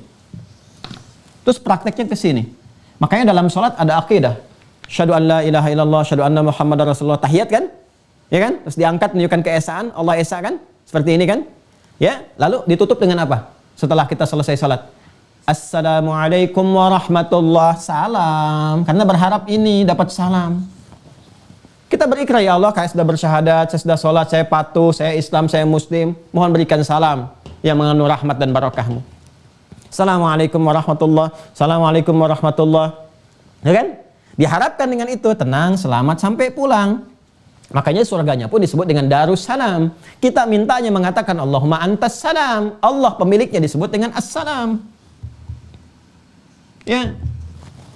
Kita minta keberkahan, kemuliaan dari Allah yang Maha Pemurah, pemberi segalanya. Pemberi segalanya itu Dzul Jalali wal Ikram. Makanya di Ar-Rahman setelah diakumulasi semuanya Dzul Jalali wal Ikram. Di puncak ujungnya itu kan. Maka kita mengatakan, diajarkan oleh Nabi, Allahumma antas salam wa minkas salam. Kan? Tabarakta ya Dzul Jalali wal Ikram. Kalau mau kita lengkapi dengan doa, kita kumpulkan semuanya, kita gabungkan sampai ke surganya. Allahumma antas salam wa minkas salam wa ilaika ya'udus salam fahayyina rabbana bis salam wa adkhilnal jannata daras salam tabarakta ya dzal jalali wal ikram. Ya. Bahkan panggilan di surga pertama kali menyambut menggunakan kata salam dari malaikat. Ya. Yang Quran surah ke-13 itu Ar-Ra'd. Ya kan? Ayat ke-24. Ya, dari 23-nya mulai diparadekan, masuk ke surga 24 disambut. Kalau kita baca dari ayat 23-nya, jannatu 'adnin yadkhulunaha wa man salaha, ya kan, min abaihim wa azwajihim wa dzurriyyatihim wal malaikatu yadkhuluna 'alaihim min kulli bab. Apa yang mereka katakan? Salamun 'alaikum bima sabartum. Nyambung. Apa yang tidak jelas di Islam itu semuanya nyambung. Jadi kita turunkan dari awal ini sampai terkonfirmasi semua. Ini menunjukkan ajarannya benar, karena dari generasi sebelumnya mengonfirmasi, yang sekarang mengonfirmasi sama-sama. Coba Anda cari deh, ya, satu keyakinan apapun di muka bumi yang mengonfirmasi sebelum, ya, kemudian sekarang sampai menjelaskan yang akan datang, dan semuanya itu sama, ya, nggak ada bedanya, semua sama, serupa. Nah ini jalur akidah. Nah jadi akidah itu, nah ini dari awal sampai akhir itu sama, nggak ada yang beda. Ini apa yang disampaikan para nabi dan rasul sebelumnya. Yang penting dijawab sekarang pertanyaannya, kenapa harus sama? Namanya, ya kan, tuntunannya, ajarannya, sedangkan syariatnya bisa beda. Ya, syariat itu kan implementasi dari ini sesuai dengan keadaan dan kemampuan masyarakat di masa-masa Nabi dan Rasulnya. Karena keadaan zaman perkembangannya berbeda. Itu disesuaikan dengan keadaan umatnya, ya kan? Nah itu syariat bisa berbeda. Tapi akidah kenapa sih harus sama? Rukun iman dari dulu sama sampai dengan sekarang. Simpul-simpulnya iman kepada Allah, iman kepada malaikat, iman kepada kitab, terus sampai qada dan qadar sama, dikonfirmasi di Al-Baqarah ayat 285 itu kan sama semua. Ya, yang dulu juga begitu, sama. Pertanyaan kenapa sama? Kenapa akidahnya mesti sama? Kenapa mesti Islam juga? Ya, kenapa simpulnya 6 sama dijaga dari Nabi Adam sampai Nabi Muhammad sampai kita sampai kehidupan berakhir? Nah, ini yang dijawab oleh kitab ini. Jadi saya tuh mengantarkan dulu, saya bahas ini, saya antarkan baru dijawab ke sini. Ya. Ini fungsinya kenapa ini mesti abadi? Kenapa mesti Islam? Kenapa manusia sih mesti Islam? Ya, kenapa harus jadi Muslim? Tunduk, akidahnya mesti serupa di setiap zaman, melintasi ruang dan waktu yang berbeda, tapi harus sama, semua terjaga. Apa hikmahnya? Nah ini baru kita baca. Paham ya? Allahumma shalli ala sayyidina Muhammad. Mudah-mudahan paham ya. Baik, bismillahirrahmanirrahim. Wa innama ja'alallahu hadhil aqidata 'ammatan lil bashar. Dan sesungguhnya hikmah Allah menjadikan akidah ini mencakup seluruh manusia. Ya, tanpa kecuali. Jadi tadi yang saya sampaikan, semua satu akidah. Dari zaman Nabi Adam alaihissalam sampai kehidupan berakhir. Kenapa dijadikan satu? Wa khalidatan 'ala dahri, dan kekal abadi melintasi setiap zaman, ya, lima laha min al-atharil bayyin wan naf'i zahir fi hayatil afradi wal jama'at. Karena ini dia, ya, akidah ini memiliki dampak atau pengaruh yang jelas, memiliki dampak atau pengaruh yang jelas bagi kehidupan yang bermanfaat baik secara pribadi ataupun komunal. Secara singkatnya, ya memang fitrah hidup manusia itu kalau ingin maslahat ya harus akidahnya harus ini. Sesuai dengan fitrah hidup manusia, paling singkatnya begitu. Ya, fitrah hidup kita kan ini, nggak ada yang bisa bergeser dari sini. Kita hidup itu kan cuma dua. Ibadah, ya kan? Diterjemahkan dalam bentuk khalifah di muka bumi. Ini. Dua ini aja, nggak ada yang lain. Jadi tubuh kita diciptakan dengan sempurna, punya akal, ada rohnya, fisiknya diminta kuat, makan ini itu, nggak ada yang lain untuk memenuhi ini aja. Nggak ada yang ketiga, cuma di sini aja. Dua ini. Ya. Ibadah, dan ini selalu keterkaitan dengan ini, implementasinya ke sini. Ya kan? Coba lihat, kalau tidak percaya silahkan dicek. Mau memenuhi kebutuhan fisik, tetap fungsi khalifah itu ada. Memakmurkan dalam kehidupan, membawa manfaat. Makanya bangun ini, bangun itu untuk memakmurkan kan? Ya. Menghadirkan kesuksesan dalam pekerjaan, dalam aktivitas, ya kan? Terus saling menggantikan, makan supaya sehat, istri makan, saat mengandung makan supaya janinnya juga baik, ya, lahir sehat dan sebagainya. Ini fungsi khalifah di muka bumi. Membangun, saling menggantikan, menghadirkan manfaat, menyukseskan. Puncaknya ini dipakai ibadah. Untuk sholat, untuk zakat. Bagi insan beriman itu kalau kerja dapat harta supaya apa? Bisa zakat, bisa infak, bisa sedekah, bisa sholat dengan pakaian yang baik, yang wajar, bisa haji, bisa umrah. Ini nggak ada yang lain. Ya, makanya kita diciptakan pun untuk ini. Quran surah ke-51 ini ayat 56. Wa ma khalaqatul jinna wal insa illa liya'budun. Ketinggian derajat kita untuk ini, ketika memenuhi ini tinggi di hadapan Allah. Ketika bergeser rendah, serendah-rendahnya. Jadi kita itu disebut manusia karena untuk memenuhi ini. Allah menciptakan kita itu untuk ini. Karena malaikat sudah ada sebelumnya, jin sudah ada. Kita itu bashar diciptakan, manusia diciptakan untuk ini.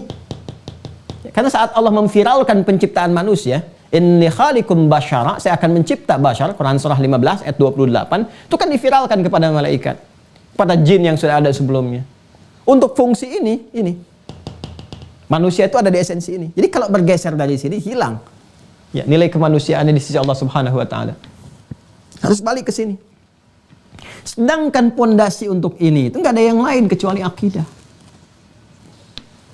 Jadi akidah itu disiapkan untuk menguatkan ini. Jadi kalau nggak ada akidah, bagaimana bisa benar ibadah? Karena itu semua manusia dari berkehidupan awal, Adam alaihissalam sampai puncak terakhirnya akidahnya mesti sama. Karena akidah ini pondasi untuk menjalankan ibadah, pondasi untuk menjadi khalifah di bumi. Kalau ininya beda, ini nggak akan maksimal. Ya, silahkan cek. Kalau akidahnya nggak sama, ibadahnya pun nggak akan sama. Akidahnya berbeda, akidah bukan Islam, nyembahnya nggak mungkin ke Allah. Pasti beda. Ya, dan nggak akan ada satupun, ya, kecuali Islam yang membahas konsepsi akidah itu dengan terang benderang, karena konsepsinya bukan buatan manusia, langsung disiapkan oleh Allah. Lihat korelasinya tuh yang tadi saya terangkan. Sampai ke simpul iman. Di iman ada 6 simpul lagi. 6 simpul. Dan 6 simpul ini terkait dengan ini semua, dengan kehidupan kita. Tentang Allah menerangkan kepada kita, siapa yang mewajibkan kepada kita. Kita kenalin dulu, fa'alam annahu la ilaha illallah. Diterangkan sifat Allah tuh begini, ya kan? Nama-namanya begini, aspek ketuhanannya begini, perawatannya begini. Makanya nanti ada yang merumuskan itu, setiap masanya berbeda-beda. Sampai nanti yang paling kontemporer, yang paling mendekat kepada kita, nanti ada Syekhul Islam Ibnu Taimiyah misalnya. Ini yang uluhiyatnya, ilahiyatnya, yang rububiyahnya. Ini asma wa sifat. Yang sebelumnya nanti ada lagi generasi-generasi lagi. Ya, Abdul Hasan Al-Asy'ari, Syekh juga, Syekhul Islam ya. Terus ke bawahnya lagi. Ya, itu menerangkan lagi nih konsepsinya. Ini yang sifat-sifat yang mudah untuk diketahui, yang pokoknya ada sekian, yang paling gampang diketahui. Ya, gambarannya nanti ada 99 ke atasnya. Yang dasar-dasarnya ini yang 20, ini kenalin yang pokoknya. Ya, bukan membatasi, tapi memberikan gambaran yang pokok, ke atasnya juga sama, semua pokok. Cuma ini kalau Anda ingin mudah memahami, nih, disimpelkan seperti ini. Jadi setiap kurikulum sesuai dengan keadaan umatnya. Tapi intinya menjelaskan tentang ini. Yang mau saya gambarkan adalah, di mana Anda bisa mendapatkan keterangan sejelas ini. Menerangkan tentang penciptanya, bagaimana sistem kehidupan itu dibuat, ditunjukkan kepada kita, tentang malaikat dijelaskan dengan lengkap. Ini malaikat yang bertugas begini, ini tugasnya. Kalau kamu merasakan ini fungsi malaikat yang ini. Kalau ada yang meninggal, ini yang nyabutnya yang ini. Diberikan tandanya di semesta. Nanti kehidupan berakhir nih, ada ruangnya begini. Yang niup sesakalanya malaikat ini. Begitu NASA meriset, persis sama. Ya. Tentang kitab dijelaskan, dari mulai awal sampai dengan akhirnya. Tentang Rasul dijelaskan. Ini Rasulnya si Fulan di masa ini. Umatnya begini, kejadian begini. Nanti di semesta membuktikan kepada kita. Sejarah melihat, oh benar nih. ada umatnya, ada kaum ada Tsamud, peninggalannya ini dan seterusnya. Jadi kalau jejaknya sampai ditemukan, dilihat oleh mata kepala kita sendiri, belum yakin juga dengan cara apa lagi diyakinkan. Lengkap semua. Jadi memang 6 simpul ini dasar kehidupan kita. Kalau simpulnya bergeser, salah ini semua. Itulah alasannya mengapa, ya secara singkatnya saya terangkan, mengapa akidah itu mesti sama. Pertama, supaya ibadahnya benar. Kalau ibadahnya salah, maka bergeser dari fitrah kehidupan yang pertama. Kalau ini ibadah sudah benar, ini akan pasti sukses. Fungsi khalifah itu kan makmur. Makmur itu manfaat, sukses, baik, pasti benar. Buktinya apa? Buktinya saat akidahnya itu diluruskan, dibenarkan di masa Nabi Muhammad, kan ada penyimpangan dari sini nih. Menyimpang, nyembahnya di Kelata, ke Uzza, ke Manat, dan sebagainya. Jadi Romawi berbeda, Persia berbeda. Datanglah diutus Rasul terakhir penyempurna. Nabi Muhammad SAW dikembalikan lagi kepada akidah yang benar. Jalan yang benar, petunjuk yang benar. Apa yang terjadi? Jadi peradaban kan? Jadi Al-Madinah, Al-Munawwarah menyebar semua, punya peradaban di barat, di Andalusia dan seterusnya, di timur, Baghdad dan seterusnya, menyebar semuanya, sukses. Yang menarik adalah ketika ditinggalkan ini, akidah bergeser lagi. Dari Quran bergeser, dari Sunnah bergeser, dari sini bergeser, mundur lagi. Ini kenapa? Karena keluar dari fitrah. Coba kalau balik lagi semua, kaji lagi Al-Qurannya, belajari lagi, banyak yang dahsyat. Sekarang banyak perbuatan-perbuatan yang nggak bermanfaat, tapi investasi ke waktunya malah lebih banyak. Ya. Kenapa nggak kita fokuskan ke sini? Yang jelas inti kehidupan kita ada di sini. Baca Al-Quran tuh bisa 5 jam nih. Al-Quran 5 menit selesai. Shadaqallahul azim. Anda kadang-kadang lucu saya tuh. Mengatakan shadaqallah tapi cuma 5 menit. Shadaqallah tapi 5 menit. Sedangkan produk manusia yang bukan shadaqah itu bisa 5 jam. Coba lihat deh. Ya, baca berita ini itu bisa asik gitu ini lihat. Tapi shadaqallahul azim cuma 5 menit. Sedangkan di kalimat shadaqallahul azim itu Anda mengatakan maha benar Allah. Anda sendiri mengatakan ini maha benar. Ini yang paling benar nih. Kenapa pada yang paling benar cuma 5 menit? Ya, sedangkan yang relatif udah sampai 5 jam. Sibuk ya sampai sekolah bertingkat-tingkat dan sebagainya hanya untuk yang relatif. Hanya untuk yang dunia yang ditinggalkan. Yang shadaqallahul azim 5 menit. Nah ini yang harus kita kembalikan nih. Jelas ya? Nah, jadi ini alasan logis yang pertama kenapa akidah mesti sama. Karena akidah itu adalah fitrah kehidupan yang dibawa oleh setiap manusia untuk mengimplementasikan 2 misi utama kehidupannya. Geser dari sini. Ya, tapi indahnya Allah itu kan la ikraha fid din, nggak dipaksa. Ya, tapi bawa konsekuensi pulang. Nah, ini konsekuensinya ini yang berat nih saat pulang itu. Geser ibadah, ya itu pilihan manusia. Tapi saat pulang dijelaskan oleh Allah, ini ancamannya nih. Ya, diberikan misi kok menyimpang. Dikasih bekal, Anda kasih misi nih sama petugas saya kan, Pak pegawai di kantor nih, Anda kasih bekalnya macam-macam segalanya dan sebagainya. Tiba-tiba di tengah-tengah dia membelot. Ya kan? Pasti Anda kan akan memberikan punishment. Ya, ini Allah memberikan segalanya, udara gratis, kehidupan, rezeki macam-macam, ya, dan diciptakan kita untuk kemuliaan. Tujuan penciptaan manusia itu untuk kemuliaan. Makanya tempat yang disiapkan pun tempat yang paling mulia, surga, itu kan paling mulia. Diciptakannya yang terbaik. Kan saya selalu katakan, kalau Anda belum merasa yang terbaik, mainlah ke Ragunan, ke Taman Safari. Coba bandingkan. Bandingkan dengan makhluk yang sudah ada.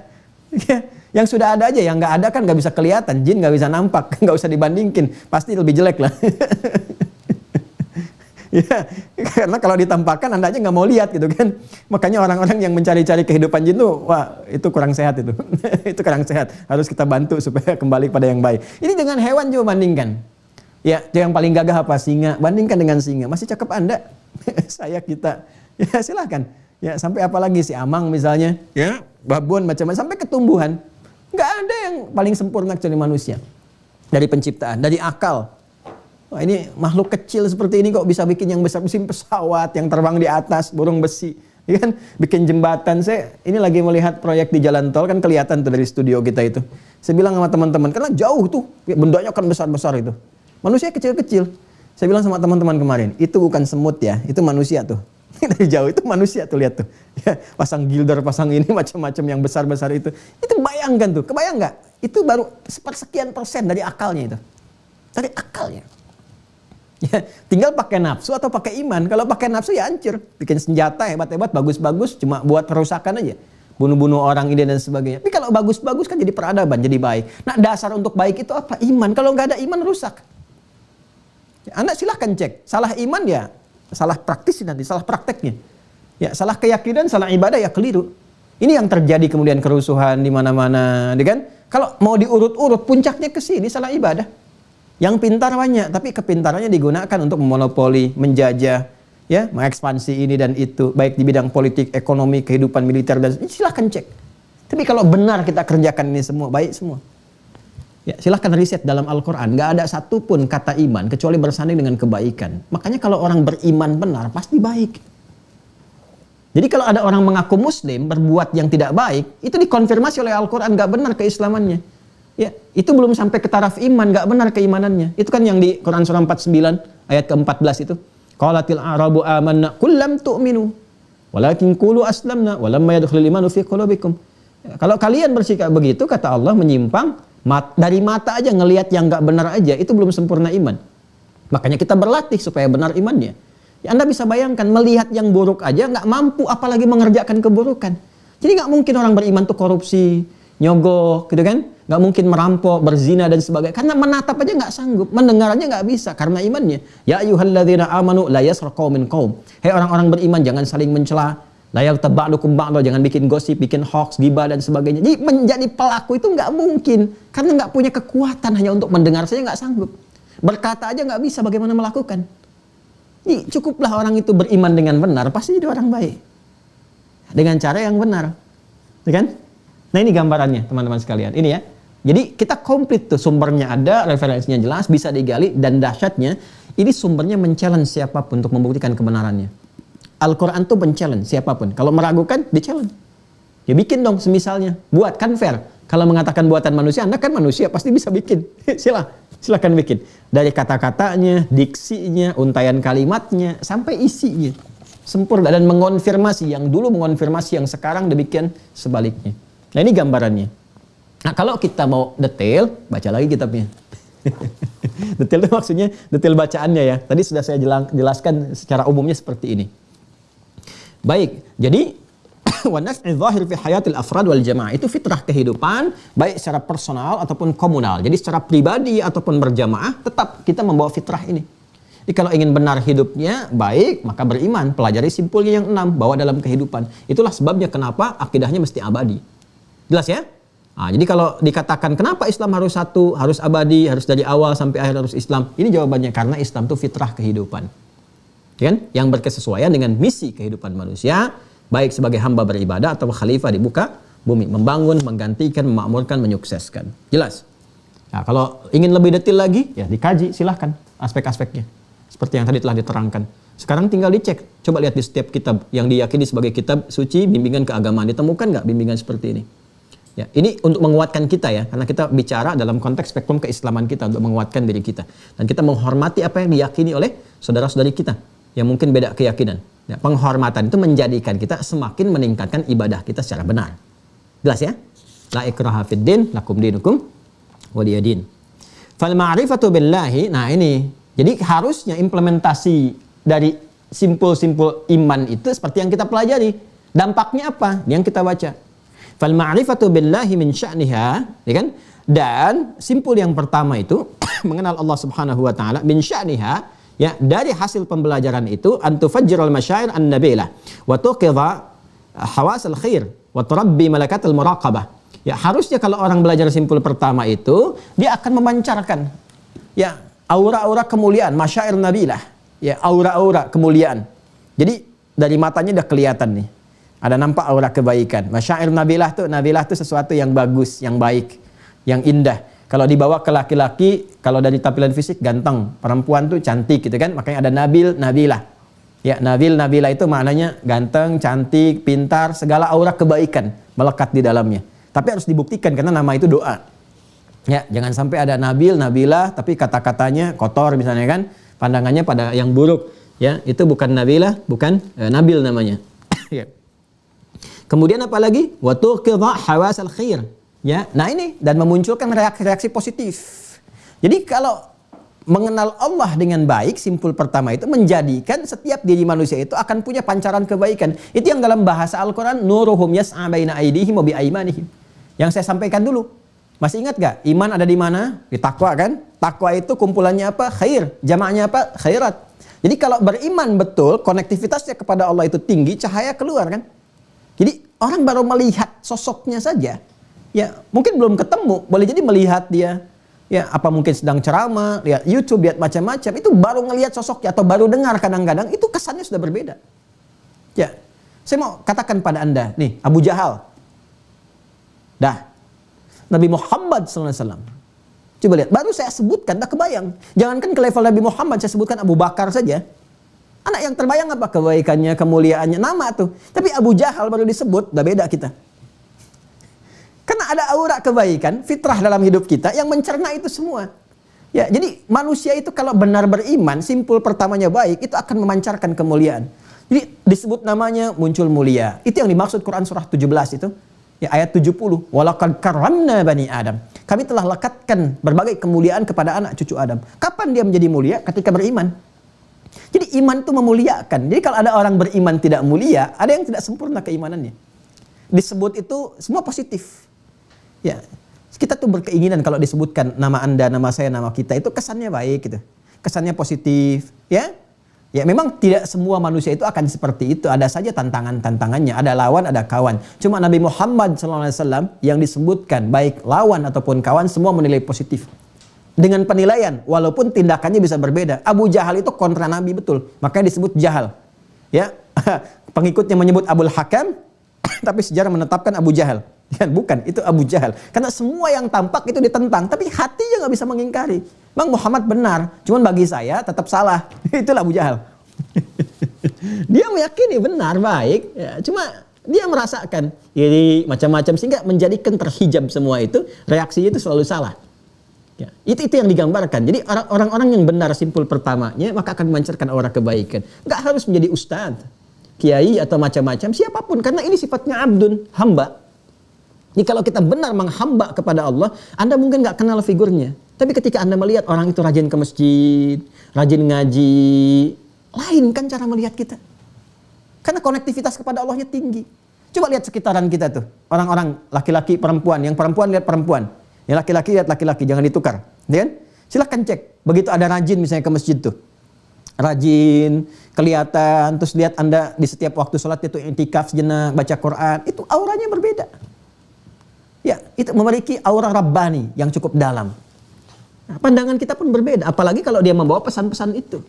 Ya, dari kalangan ustadz misalnya atau yang lain-lainnya, sepanjang benar itu membawa iman-iman yang benar dapat. Tapi kalau menyimpang, walaupun dia ustadz atau yang lainnya bergeser dari sini, menyalahi konsep ibadah, menyalahi itu kesannya yang terbangun akan kontraproduktif, akan beda. Ya, ini yang pertama kan. Kemudian wa turabbi malakatal muraqabah. Ya, dan melatih kita untuk punya kemampuan mendekatkan diri kepada Allah, merasa terawasi. Muraqabah itu merasa terawasi. Ya, jadi terjaga mau bertutur kita merasa didengar oleh Allah, malu kalau berkata yang jelek. Mau bersikap yang buruk merasa terawasi, itu yang disebut ihsan namanya. Ya, kalau sudah terakumulasi jadi ihsan. An ta'budallaha ka'annaka tara fa in lam takun tarahu fa innahu yarak. Itu yang di hadis Muslim nomor hadis ke-8 itu. Jadi kalau sudah ada ihsan itu enggak perlu CCTV. Ya, bekerja itu ya. Ini saya kasih rahasia ya. Di antara kita aja nih subuh ini nih. Kalau Anda punya karyawan, latih menjadi ihsan. Ya, maka kos Anda untuk mengelola perusahaan akan lebih ringan.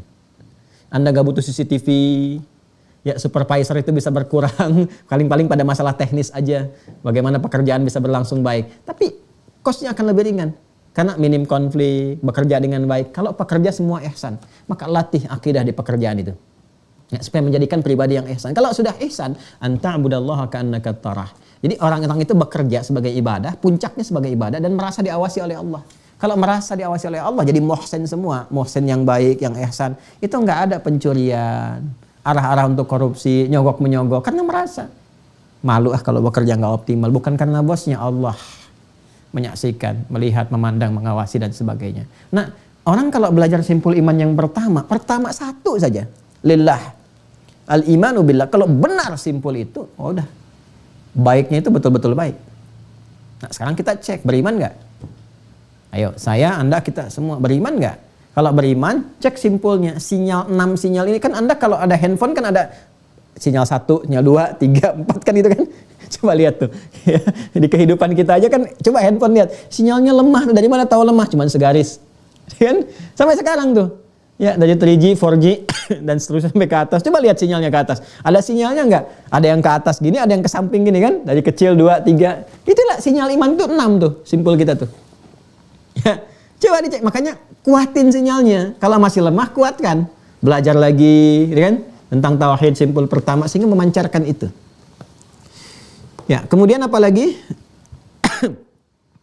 Kemudian wa tab'as ala talabi ma'alil umur wa asyrafiha wa tan'abil mar'i ala muhaqqaratil a'mal ya wa safsafiha. Dan teman-teman sekalian yang wasafafiha, dan seharusnya yang terjadi adalah kalau benar beriman kepada Allah, maka tadi ada aura-aura kebaikan, terjaga dalam kemuliaan, dan selalu termotivasi untuk mengerjakan yang baik. Dan terjauh dari segala-segala yang buruk. Bahkan bukan muhaqqaratil amal saja, hal-hal yang hina, pekerjaan-pekerjaan yang hina. Ya, tapi juga yang safafiha, sesuatu yang ya bahasa-bahasa kekinian yang tidak harus dilakukan gitu kan, yang meruntuhkan kehormatan. Ya, yang menghadirkan, ya kalau bahasa saya nggak sanggup ya berkata karena nggak bisa menghadirkan kata-kata yang kurang baik itu ya, walaupun kita ingin menyontohkan istilah ya, intinya yang tidak terhormat lah, mengurangi kehormatan kita walaupun tidak langsung dosa tapi mengurangi marwah. Ya, bapak misalnya, ibu usia 50 tahun ya kan, ya mau jalan-jalan pakai sepeda bagus, tapi pakai sepeda cucu Anda yang 5 tahun dosa sih enggak, tapi meruntuhkan kehormatan. itu yang disebutkan pekerjaan yang menurunkan kehormatan. Jadi kalau orang beriman, imannya benar itu mengerjakan yang baik sekaligus menghindari hal-hal yang bisa menurunkan marwahnya, walaupun belum tentu menghadirkan dosa seketika, tapi bisa menjadikan peluang dosa bagi yang lain. Ya kalau kita lihat misalnya ada kakek usia 60 tahun pakai sepeda cucu yang 6 tahun keliling komplek, dia dosa sih enggak, cuma orang lain nanti akan berpeluang berdosa. Ya, ada yang gibah, ada yang mencibir, ada yang macam-macam. Nah, itu yang menghadirkan dosa, itu menghindarkan muruah itu. Ya. Kemudian kalau kita baca cepat, wal ma'rifatu bil malaikah, sedangkan nanti menguatkan, mengetahui, mempelajari simpul kedua tentang malaikat, tad'u ila tashabbu bihim wa ta'awun ma'ahum 'alal haqqi wal khair. Ya, jadi akan menghadirkan motivasi kepada kita untuk meneladani kemuliaan-kemuliaan malaikat itu. Masih ingat kan? Malaikat kan penciptaan jiwa materinya kan takwa. Ya kan? Sifatnya kan takwa, materinya cahaya, sifatnya takwa. Kan diciptakan dari nur. Sedangkan kita beriman meningkatkan nur. Nuruhum yas'a baina aydihim wa bi aymanihim. Kita beribadah untuk meningkatkan takwa. Sedangkan sifat malaikat diciptakan dari takwa. Apa pancaran takwa? La ya'sunallaha ma amarahum wa yaf'aluna ma yu'marun. Quran surah 66 ayat yang ke-6 itu. Jadi enggak bermaksiat. Jadi kita dengan mengetahui malaikat, meneladani malaikat yang enggak pernah maksiat. Wa nahnu nusabbihu bihamdika wa nuqaddisu lak, meningkatkan tasbih, tahmid, takdis kepada Allah, ya kan? Ya, meningkatkan penyembahan kepada Allah, menghadirkan sifat-sifat mulia, ya, menghilangkan sifat-sifat maksiat, menunaikan tugas dengan cara yang benar, wa yaf'aluna ma yu'marun. Kalau bekerja, ya, tunaikan sesuai dengan tupoksi dan sebagainya. Itu. Kama tad'u ila al-wa'yi al-kamil wal yaqdhah at-tammah fala yasduru min al-insani illa ma huwa hasan. Wala yatasarrafu illa li ghayatin karimah. Jadi kalau sudah begitu meneladani malaikat dengan cara yang baik, sifat-sifat mulianya, maka insya Allah dihadirkan sifat-sifat baik yang tidak akan memberikan peluang hadirnya sifat-sifat buruk dalam kehidupan. Wal ma'rifatu bil kutubil ilahiyyah innama hiya irfanun bil manhajir rasyid alladhi rasamahu Allah Ta'ala lil insan kama yasil bisair alaihi ila kamalil maddi wal adabi. Sedangkan mempelajari simpul yang ketiga kepada kitab-kitab itu memberikan pedoman yang terperinci, paripurna dalam berkehidupan yang telah ditetapkan oleh Allah Subhanahu wa taala, yang bisa menghadirkan kesempurnaan baik dalam raihan materi ataupun adab akhlak. Jadi kalau kita mempelajari benar kitab Allah ini ya pada Al-Qur'an, enggak puncaknya apa? Ini pedoman hidup. Seharusnya kalau orang ngaji Quran dapat pedoman. Yang hasil dari pedoman itu melahirkan apa? 2. Kesempurnaan akhlak berupa tampilan berkehidupan. Makanya orang belajar Quran pertama kali pasti jadi baik. Pasti itu. Wa minhum sabiqun bil khairati biidznillah. Kalau orang belajar Qurannya benar, jadi orang baik, bahkan pionir dalam kebaikan. Itu di Quran surah ke-35 Fatir, di penghujung ayat 32. Ya, thumma awrathal kitaba alladziina istafaina min ibadina faminhum zalimun li nafsi wa minhum muqtasid wa minhum sabiqun bil khairat biidznillah. Jadi kalau orang benar menjadi ahli Quran, yang pertama Allah berikan adalah perubahan pada kebaikan. Ya, itu yang pertama. Yang kedua nanti dorongan pada kesuksesan. Pasti sukses, ahli Quran itu pasti sukses. Gak ada yang gak sukses. Jangan takut kehilangan materi, pasti. Malah materi yang datang. Ya, Anda dekat dengan pimpinan, akses mudah. Dekat dengan Allah apa yang gak mudah?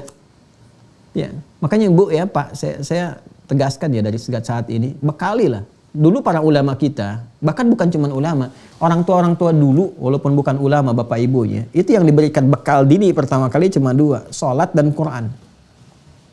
Sholat dan Quran Pak Bu, kalau anak-anak itu sholatnya bagus, dengan Qurannya dekat, insya Allah terjamin hidupnya. Ahli Quran tuh gak ada yang sengsara. Kalau benar-benar jadi ahli Quran. Jadi kalau bapak ibu mau mudah, ringan, gak banyak beban, ya kan? Ringan dan Allah langsung yang memberikan segala kemuliaan. Jadikan ahli Quran deh anaknya. Bahkan nanti bisa memberikan dampak positif pada orang tuanya. Memberikan ketentraman. Saya kan sering mengatakan, tidak ada yang paling membahagiakan orang tua yang beriman. Walaupun sedang lelah luar biasa, kena macet, tapi saat pulang lihat anak sedang merajaah. Anak 3 tahun, 4 tahun, bahkan 5 tahun, 7 tahun. Ketika pulang tuh Masya Allah, bahkan dia baca ayat yang bapaknya belum sampai ke situ. Yang ibunya belum meraihnya. Itu hilang penat itu. Yang ada cuma pelukan, sayang. Kadang-kadang kita pergi dari situ kita meneteskan air mata. Ya, syukur. Dan itu melebihi apa yang kita raih di hari itu. Anda dapat bonus 100 miliar. Misal, di hari itu. Dan saat yang bersamaan Anda mendengar di ujung telepon anak Anda mengatakan, Alhamdulillah abi, umi, ayah, ibu, mama, papa, hari ini kakak sudah selesai Quran 30 juz. Maka nggak ada yang lebih berharga kecuali Quran. Ya. Anda dapat 100 miliar, bisa lompat-lompat. Anda dapat Quran anak Anda 30 juz, bisa turun sujud ke bawah. Ya. Dan harunya itu bukan sehari 2 hari. Anda bisa susul itu. Datangi, siapkan rumah ditata dan sebagainya, disambut, Masya Allah. Dan harunya nggak ada seperti sambutan haru yang melebihi itu. Ya, nggak ada saat Anda dapat ini, aset ini, naik pangkat jabatan, nggak ada. Karena itu Quran itu luar biasa. Kenapa? Karena fitrah. Dan pasti terjaga. Ya, terjaga. Jadi ada investasi cerdas bagi insan beriman itu. Dua ini aja, 2. Ya. Kadang-kadang nanti kalau kita serius, itu Allah tuh Masya Allah membalas dengan sangat adil. Lelah itu biasa, pasti capek, lelah. Itu biasa. Semua orang lelah kok.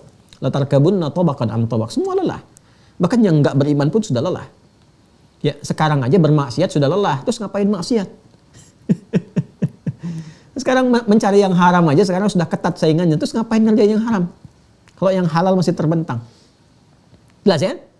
Nah, itu gambarannya teman-teman sekalian. Jadi puncaknya dunianya tuh nggak akan kehilangan ya. Dan akhlak tuh pasti akan mulia. Jadi ini dari sekarang. Jadi, dan itu sudah banyak buktinya dalam kehidupan. Saya pernah katakan pada Anda, saya itu pernah jadi Amirul Hajj, ditunjuk oleh kedutaan Saudi sekitar 3 tahun lalu, sekarang udah 2022, sekitar 3 tahun lalu. Itu bawa rombongan, ya hampir 400 orang lah. Itu yang dibawa siapa? Ternyata semua yang diberi apresiasi. Ada yang di birokrasi, di macam-macam dan sebagainya. Tapi yang paling menarik bagi saya adalah anak-anak kecil. Anak-anak kecil ini, ternyata mereka ahli Quran. Jadi sebetulnya yang dapat hajinya itu anaknya. Cuma auranya sampai kepada bapak ibunya. Itu diapresiasi oleh Allah. Yang merawat, memfasilitasi. Itu fasilitatornya semua. Ada yang dengan bapaknya, ibunya, gurunya, pengasuhnya. Ikut. Ada yang satu rombongan itu mungkin 10 orangan lah itu. Ya. Ternyata siapa? Anak-anak ahli Quran. Ternyata kita lihat, ini kan bukan bapaknya, ternyata pengasuhnya. Ada gurunya, terus bapak ibunya ikut. Ada yang yatim, bapaknya meninggal, ibunya ikut. Dan Masya Allah gitu. Berkahnya tinggi berkahnya. Minimal mengentaskan kegelisahan, menghadirkan kenyamanan. Nanti keberkahannya akan tiba. Kalau benar dijaga. Ya. Dan itu gak akan susah insya Allah. Gak akan. Sekarang saya ini baru dapat WA tuh kemarin. Ada salah satu jajaran pimpinan tuh di MUI. Nyampaikan informasi. Ya. Ada satu yang mencari, ingin dididik secara gratis. Di satu sekolah itu. Setingkat SMP SMA kalau tidak salah itu. Ya. Itu dijadikan entrepreneur. Tapi syaratnya apa? Syaratnya tadi.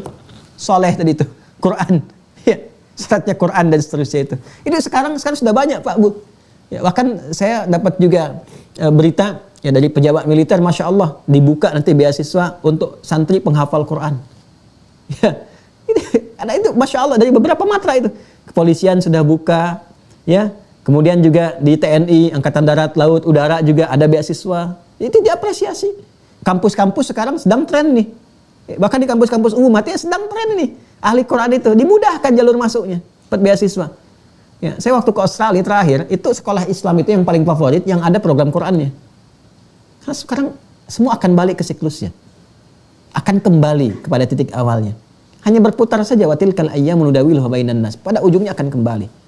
Ini pun masa-masa teknologi ini pada akhirnya ada kejenuhan. Semua yang dikreasikan manusia jenuh. Silakan, buku mana yang paling favorit dibaca? Yang paling populer, mau novel, mau macam-macam. Titik akhirnya jenuh.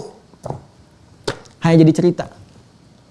J.K. Rowling tuh pernah nulis Harry Potter, berbagai kisah sampai masuk film dan sebagainya. Jenuh, sekarang sudah hilang. Siapa lagi? Semua karya-karya manusia itu jenuh. Ya, apapun itu. Makanya produk manusia, mau teknologi, mau macam-macam digital dan sebagainya, pada akhirnya jenuh. Mau bikin produk uang ini itu, ya sampai kan jadi uang kertas bosan, kan? Dibuat ke kripto macam-macam, nanti bosan, semua akan bosan. Ya, nanti akan keluar hukum, pada akhirnya kembali ke titik awal. Makanya orang cerdas, yang cerdas itu dia akan menggali yang pokoknya apa tuh. Balik ke situ.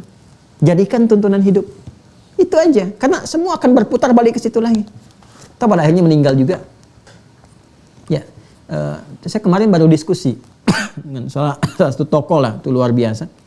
Itu yang sekarang dikatakan ya megang banyak hal di politik ekonomi secara global dan sebagainya di kalangan Yahudi itu risetnya, tertingginya kerjaannya sekarang malah banyak mengamalkan apa yang Nabi sampaikan.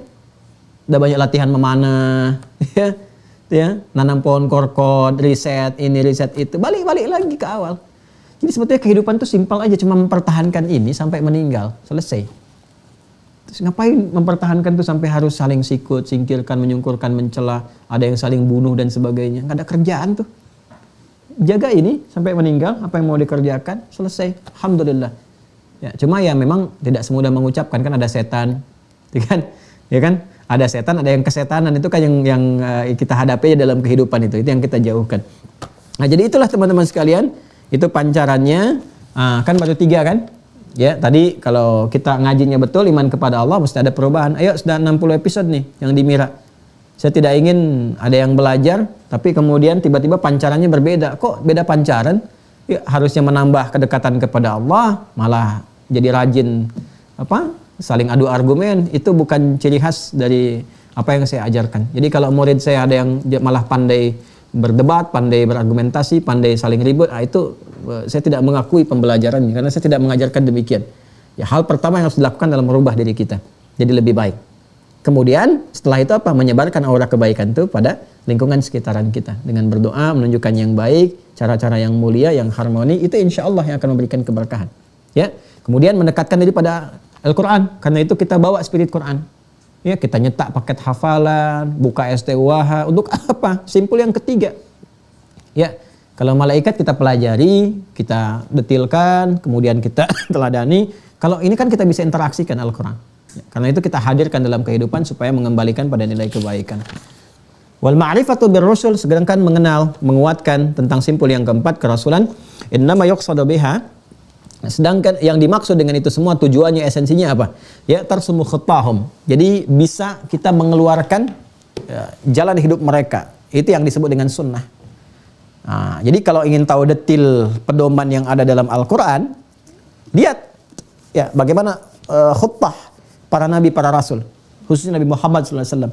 Jalan hidup mereka itu yang disebut dengan sunnah. Keluarkan. Ya, karena itu Al-Imam Al-Bukhari kan menulis 97 topik, keluarnya satu-satu. Seperti saya sampaikan. Sekarang bisa nggak begini ya? Bisa sih harusnya. Bisa nggak begini? Bisa sih harusnya. Ya, harus bisa, karena kan insan beriman. Sekarang mulai perbaiki cara hidup. Dari bangun tidur sampai tidur lagi. Ya, sekarang pekerjaan apa nih? Kita turunkan asas prioritasnya dulu. Boleh dari kebiasaan dulu. Kan sudah pasti tidur kan dan bangun kan? Nggak ada manusia yang bangun terus atau tidur terus. Kalau tidur terus nggak bangun namanya meninggal. Ya, kalau bangun terus nggak tidur, itu mustahil terjadi. Ya, pasti ada sesuatu. Pasti tidur, pasti bangun. Nah, sekarang kita keluarkan satu-satu. Dari bangun tidur apa tuntunannya? Ya, keluarkan aja. Terus biasakan. Nggak harus menghafal dalil. Kecuali dalil tentang doa yang dibaca. Ikutin aja. Niatkan untuk mengikuti ini. Saat yang bersamaan ini sudah jaminan. Laqad kana lakum fi Rasulillahi uswatun hasanah. Sudah jaminan. Kalau Anda ikuti saat yang bersamaan, dituliskan jadi pahala. Ini baru perkara bangun, Pak, Bu. Dan dalam Islam, itu bukan remeh-temeh. Semua yang ada dalam Islam itu besar. Jangan dianggap kecil. Ya, karena ini sesuatu yang besar, membangun kebesaran. Makanya tawarannya bagi ingin yang menjadi besar, sukses, baik. Ya, coba ikuti cara bangun tidur seperti apa. Ya, cara berjalan, cara berpakaian, cara memasuki tempat-tempat tertentu, antara masuk dengan keluar, cara bersikap, cara makan, ikuti aja dulu satu-satu. Ya, nggak harus semuanya dulu, satu aja dulu. Satu hari ini saya ingin latihan bangun tidur seperti apa. Kita punya kajian As-Sunnah An-Nabawiyah tuh, coba dilihat. Dari makan bagaimana? Yang pertama, setiap kita kerjakan jadi kebiasaan kan? Ya kan, itu cuma diikutin aja jadi kebiasaan. Itu dituliskan pahala tanpa sadar. Itu setiap menit, setiap detik kita itu punya nilai. Yang memberikan nilai itu ya iman. Itu yang disebut wal 'asr innal insana lafi khusr illa alladziina amanu. Ya, ketika dikerjakan jadi amal soleh. Itu mengerjakan amal soleh yang rutin tanpa kita sadari. Jadi bukan rutinitas lagi, tapi sudah membentuk amal soleh. Itu satu keuntungannya. Ya. Saat yang bersamaan, yang kedua, jadi teladan. Ya, jadi orang-orang yang mengikuti jejak-jejak para nabi ini, kalau kita Nabi Muhammad SAW diikuti, itu jadi teladan di setiap pekerjaannya. Gak percaya silahkan dalam sikap ya. Jalannya Nabi Anda ikuti. Ya, diikuti aja. Sifatnya, karakternya, interaksinya. Saat yang bersamaan, demi Allah saya katakan, Anda akan menjadi teladan dalam bersikap. Ya, orang-orang tuh menilai Anda baik. Ya baik, jadi role model dan sebagainya. Itu dalam sikap. Nanti puncaknya dalam passion. Pekerjaannya apa nih sekarang? Kalau ibu keluarkan di istri Nabi, ya istri Nabi dikeluarkan. Nanti akan kelihatan tuh yang tipikalnya mirip-mirip dan sebagainya. Makanya saya katakan kenapa Nabi diizinkan menikah dengan lebih daripada 4 perempuan, 4 istri, itu mewakili karakter-karakter perempuan di bumi. Akan kelihatan. Yang mirip Sayyidah Aisyah, yang cekatan, yang gesit, yang senang pengetahuan. Ada perempuan yang senang pengetahuan. Ya, yang gesit dan sebagainya. Seperti Sayyidah Khadijah yang mensupport suami sepenuhnya. Tanpa ini itu. Kan? Tanpa banyak melahirkan kegundahan, kegelisahan, malah menenangkan. Support apa aja. Dia bekerja, supportkan ke suami. Ada yang begitu. Ada yang seperti Sayyidah Saudah binti Zam'ah. Kan? Walaupun usianya sudah senior. Gitu kan? Tapi perhatiannya dalam. Memberikan sesuatu yang bijak. Ya bimbingan-bimbingan dan ada yang seperti itu. Nanti setiap karakter itu akan dibutuhkan. Anak-anak butuh kebijakan. Ya, kadang-kadang suami juga butuh ketenangan, kenyamanan dan sebagainya. Itu akan saling melengkapi dalam kebaikan-kebaikan. Nah, tinggal lihat passionnya di mana. Ya, nggak ada yang lepas dari bimbingan dalam Islam. Anda berbisnis ada Kitabul Buyu'ah. Diplomasi, birokrasi sampai pemerintahan, Kitabul Imarah, ada semua. Ya, tinggal dikeluarkan aja. Nah, jejaknya di mana? Jejaknya miniasinya di kehidupan para nabi rasul. Makanya selain Al-Quran kan kita ada sunnah. Ya, kan dua kan? Al-Quran sunnah, Al-Quran sunnah. Al-Quran pedoman utamanya, sunnah prakteknya. Tinggal dilihat. Tinggal nanti disesuaikan dengan keadaan kita sekarang. Substansinya serupa, walaupun nanti ruangnya berbeda. Ya, itu indahnya. Wa takhalluq bi akhlaqihim, ini yang tadi saya sampaikan, dan meneladani bagaimana perilaku mereka. Ya, wa ta'assa bihim bi'tibari annahum yumathiluna al-qiyam as-salihah wal haya an-nadhifa allati aradaha Allahu lin-nas. Ya. Jadi kita bisa menyontoh bagaimana kemuliaan kehidupan mereka dari kebersihannya, kesolehan mereka, kemuliaan perilakunya dan sebagainya. Jadi intinya bagaimana kita membawa citra itu melekatkan pada diri kita semampu yang bisa kita lakukan. Wal ma'rifatu bil yaumil akhir hiya aqwa ba'its 'ala fi'lil khair. Aqwa ba'itsin 'ala fi'lil khair wa tarkis syirri. Sedangkan simpul yang kelima, mempelajari hari akhir itu adalah motivasi terkuat untuk terus meningkatkan kebaikan dan meninggalkan keburukan. Harus dimotivasi. Ya. Karena itu yang dihadirkan tentang yaumul akhir itu kan surga, neraka, kan? Surga, neraka, surga untuk motivasi mengerjakan kebaikan, neraka-neraka itu yang disampaikan info-infonya sebagai satu dorongan yang kuat pada jiwa kita untuk meninggalkan segala keburukan. Jadi kalau sadar itu, ya. Tapi kalau misalnya nggak belajar simpul yang kelima, nggak belajar tentang hisab, dahsyatnya hisab, menegangkannya suasana saat yaumul mahsyar, itu nanti perasaannya biasa. Kenapa? Karena nggak tahu. Ya, kalau nggak diberitahu tentang bahaya sesuatu, kan jadi nyantai. Coba Anda jalan ya, jalan di jalan biasa, nggak dikasih tahu kalau di situ ada 5 singa yang sedang lapar. Anda santai aja, ya. Tiba-tiba di belakang, oh apa sih? Ya, tahu-tahu singa. Ya kan? Terus singanya diem aja, ya masih ngelihat Anda. Anda takut, tapi nggak diterkam. Tanya sama pawang, kok diem aja Pak singanya? Ah, biasanya lagi baca doa makan. Misal ya, ini ya canda aja. Saya mau katakan bahwa apa? Saya mau katakan bahwa orang yang nggak tahu ada bahaya cenderung santai. Nggak tahu ada lubangnya santai aja, tiba-tiba kepleset, jatuh, ya kan? Dan seterusnya. Jadi hal-hal yang demikian itu bisa kita hindari dalam kehidupan. Sama persis. Orang yang tahu tentang dahsyatnya hisab, kali-kali ngaji tuh tentang suasana kiamat.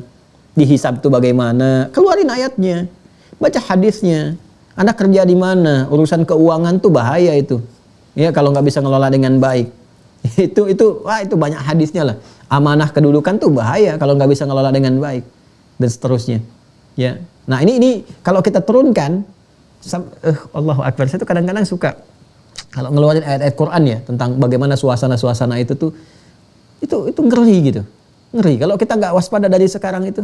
Tapi kalau sudah kita tahu ilmu dan sebagainya, ada ketentraman dengan cara yang benar. Ya. Hati-hatilah, hati-hati. Kalau saya katakan hati-hati, yauma yafirrul mar'u min akhi wa ummihi wa abi, ya kan? Wa sahibati wa bani likulli imri'in yauma idzin sya'nu yubni. Itu baru suasana kiamat. Belum di mahsyarnya, dikumpulkannya. Ya, belum nanti ancaman-ancaman siksa bagi orang yang abai dari urusan agama, sibuk dengan harta benda dan sebagainya, itu banyak hal. Ya, karena itu hadirkan ayat-ayat tentang surga, terus turunkan di kurikulum, di keluarga itu aja yang dikerjakan. Ya, misalnya mau masuk surga Firdaus, turunkan amalan surga Firdaus. Apa aja, itu aja konsisten sampai meninggal. Keluarkan satu-satu. Ini ciri khas surga Firdaus nih, salatnya begini, zakatnya begini. Pelajari salat, konsisten sampai wafat, itu aja. Ya, nggak usah sibuk mikirkan orang lain, tapi hadirkan aura kebaikan supaya orang lain mendapatkan keteladanan. Kecuali kalau dapat amanah untuk memikirkan orang. Ya, dapat kedudukan karena ada orang-orang tertentu yang memang didesain itu disiapkan memang jadi sesuatu untuk mikirkan yang lain lagi. Ulama mikirkan umat, pemimpin mikirkan rakyat dan sebagainya gitu kan. Tapi kalau kita nggak masuk ke ranah itu, ya biasa konsisten di pekerjaan kita aja. Kayak Bilal konsisten tuh, konsisten adzan, gitu kan. Sampai Nabi meninggal, beliau menjaga itu aja terus sampai wafat. Ditawarin jadi kalau sekarang hakim agung nggak mau, dikasih harta nggak mau jagain aja sampai meninggal karena nggak tahu kapan meninggalnya. Jadi kalau sudah punya visi hidup tuh ya begitu. Nanti ada yang ngajar aja. Ali bin Abi Thalib, Abu Hurairah ngajar aja. Tawarin ini nggak mau, pengen itu aja. Nanti ada yang bisnis aja. Ya kayak Abdurrahman bin Auf, Utsman bin Affan, harta aja. Ditawarin miskin nggak mau, ya, karena ibadahnya di harta. Sama dengan kita kan, tawarin miskin nggak mau kan, cuman nggak ibadah dengan harta. Ini kan yang repot tuh di situ. Kalau ini kan udah punya visi tuh, misinya jelas. Saya mau ibadah dengan harta, ditawarin miskin nggak mau. Ya, baunya itu kerja aja kaya supaya bagi-bagi. Sedekah. Jadi bukan buat ngumpul-ngumpul, ketinggalan. Ya, kalau kaya untuk ria, wah itu sudah gagal total lah itu ya. Sudah nggak ada nilai. Ini tuh kayaknya memang kaya untuk berbagi. Ya, ada yang di kedudukan aja. Kedudukan supaya menebarkan aura kebaikan. Ada yang di militer, macam-macam. Di apa sih yang mau dikerjakan? Anda tuh mau jadi apa sebetulnya? Dia mau jadi apa? Dari sekarang disiapin. Jangan sampai udah dewasa, udah senior, udah usia ini, tapi belum jelas, belum tahu hidupnya mau kemana. Masa udah dikasih 50-60 tahun belum tahu hidupnya mau ngapain? Ya, harus kita petakan kan. Nanti wariskan itu pada anak cucu sebagai legasi yang terbaik. Jadi jariah setelah itu. Ya, pada akhirnya akan pulang. Seperti kita diperlihatkan ada yang wafat setiap hari. Baginya. Ya. Terakhir wal ma'rifatu bil qadari tuzawwidul mar'a biquwa wa taqat tatahadda kullal aqab was sa'ab wa tusaghhir dunaha al ahdath al jasam. Allahu akbar. Dan mengetahui simpul yang terakhir yang keenam itu membuat kehidupan kita lebih tenang, lebih nyaman, lebih mudah mengatasi persoalan, ya kan? Ketemu macet, ya sudah nggak usah gelisah. Ngapain klakson nggak jelas, menggerutu ini dan itu tetap macet juga. Ya tapi kalau sudah paham qada dan qadar, alhamdulillah yang telah dihadirkan suasana seperti ini, mungkin Allah menginginkan yang lain. Udah, pekerjaan tinggal telepon, pimpinan apa ini terjebak suasana begini, apakah bisa meeting disambungkan? Ya, lewat koneksi digital, bisa nggak video call sekarang apa yang bisa diselesaikan? Masya Allah, kan? Kalau di jalan bisa menghafal Quran, sampai dengar murattal, sambil murajaah, sambil baca selesaikan yang lain. Jadi orang-orang yang paham qada dan qadar itu hidupnya efektif semua, solutif semua. Mengalami situasi ini, udah manfaatkan apa yang bisa dikerjakan. Jadi keluhan-keluhan tuh bisa direduksi, bahkan nggak muncul, apapun itu. Dan ini bahasanya indah sekali. Wa tusaghhiru dunaha al-ahdath al-jassam. Jadi bisa mengecilkan segala yang besar-besar itu. Walaupun tetap jadi tantangan, tapi terselesaikan. Ya, dan ringan, nggak mengeluarkan satu respon yang melahirkan sifat-sifat negatif. atau sikap-sikap yang kontraproduktif.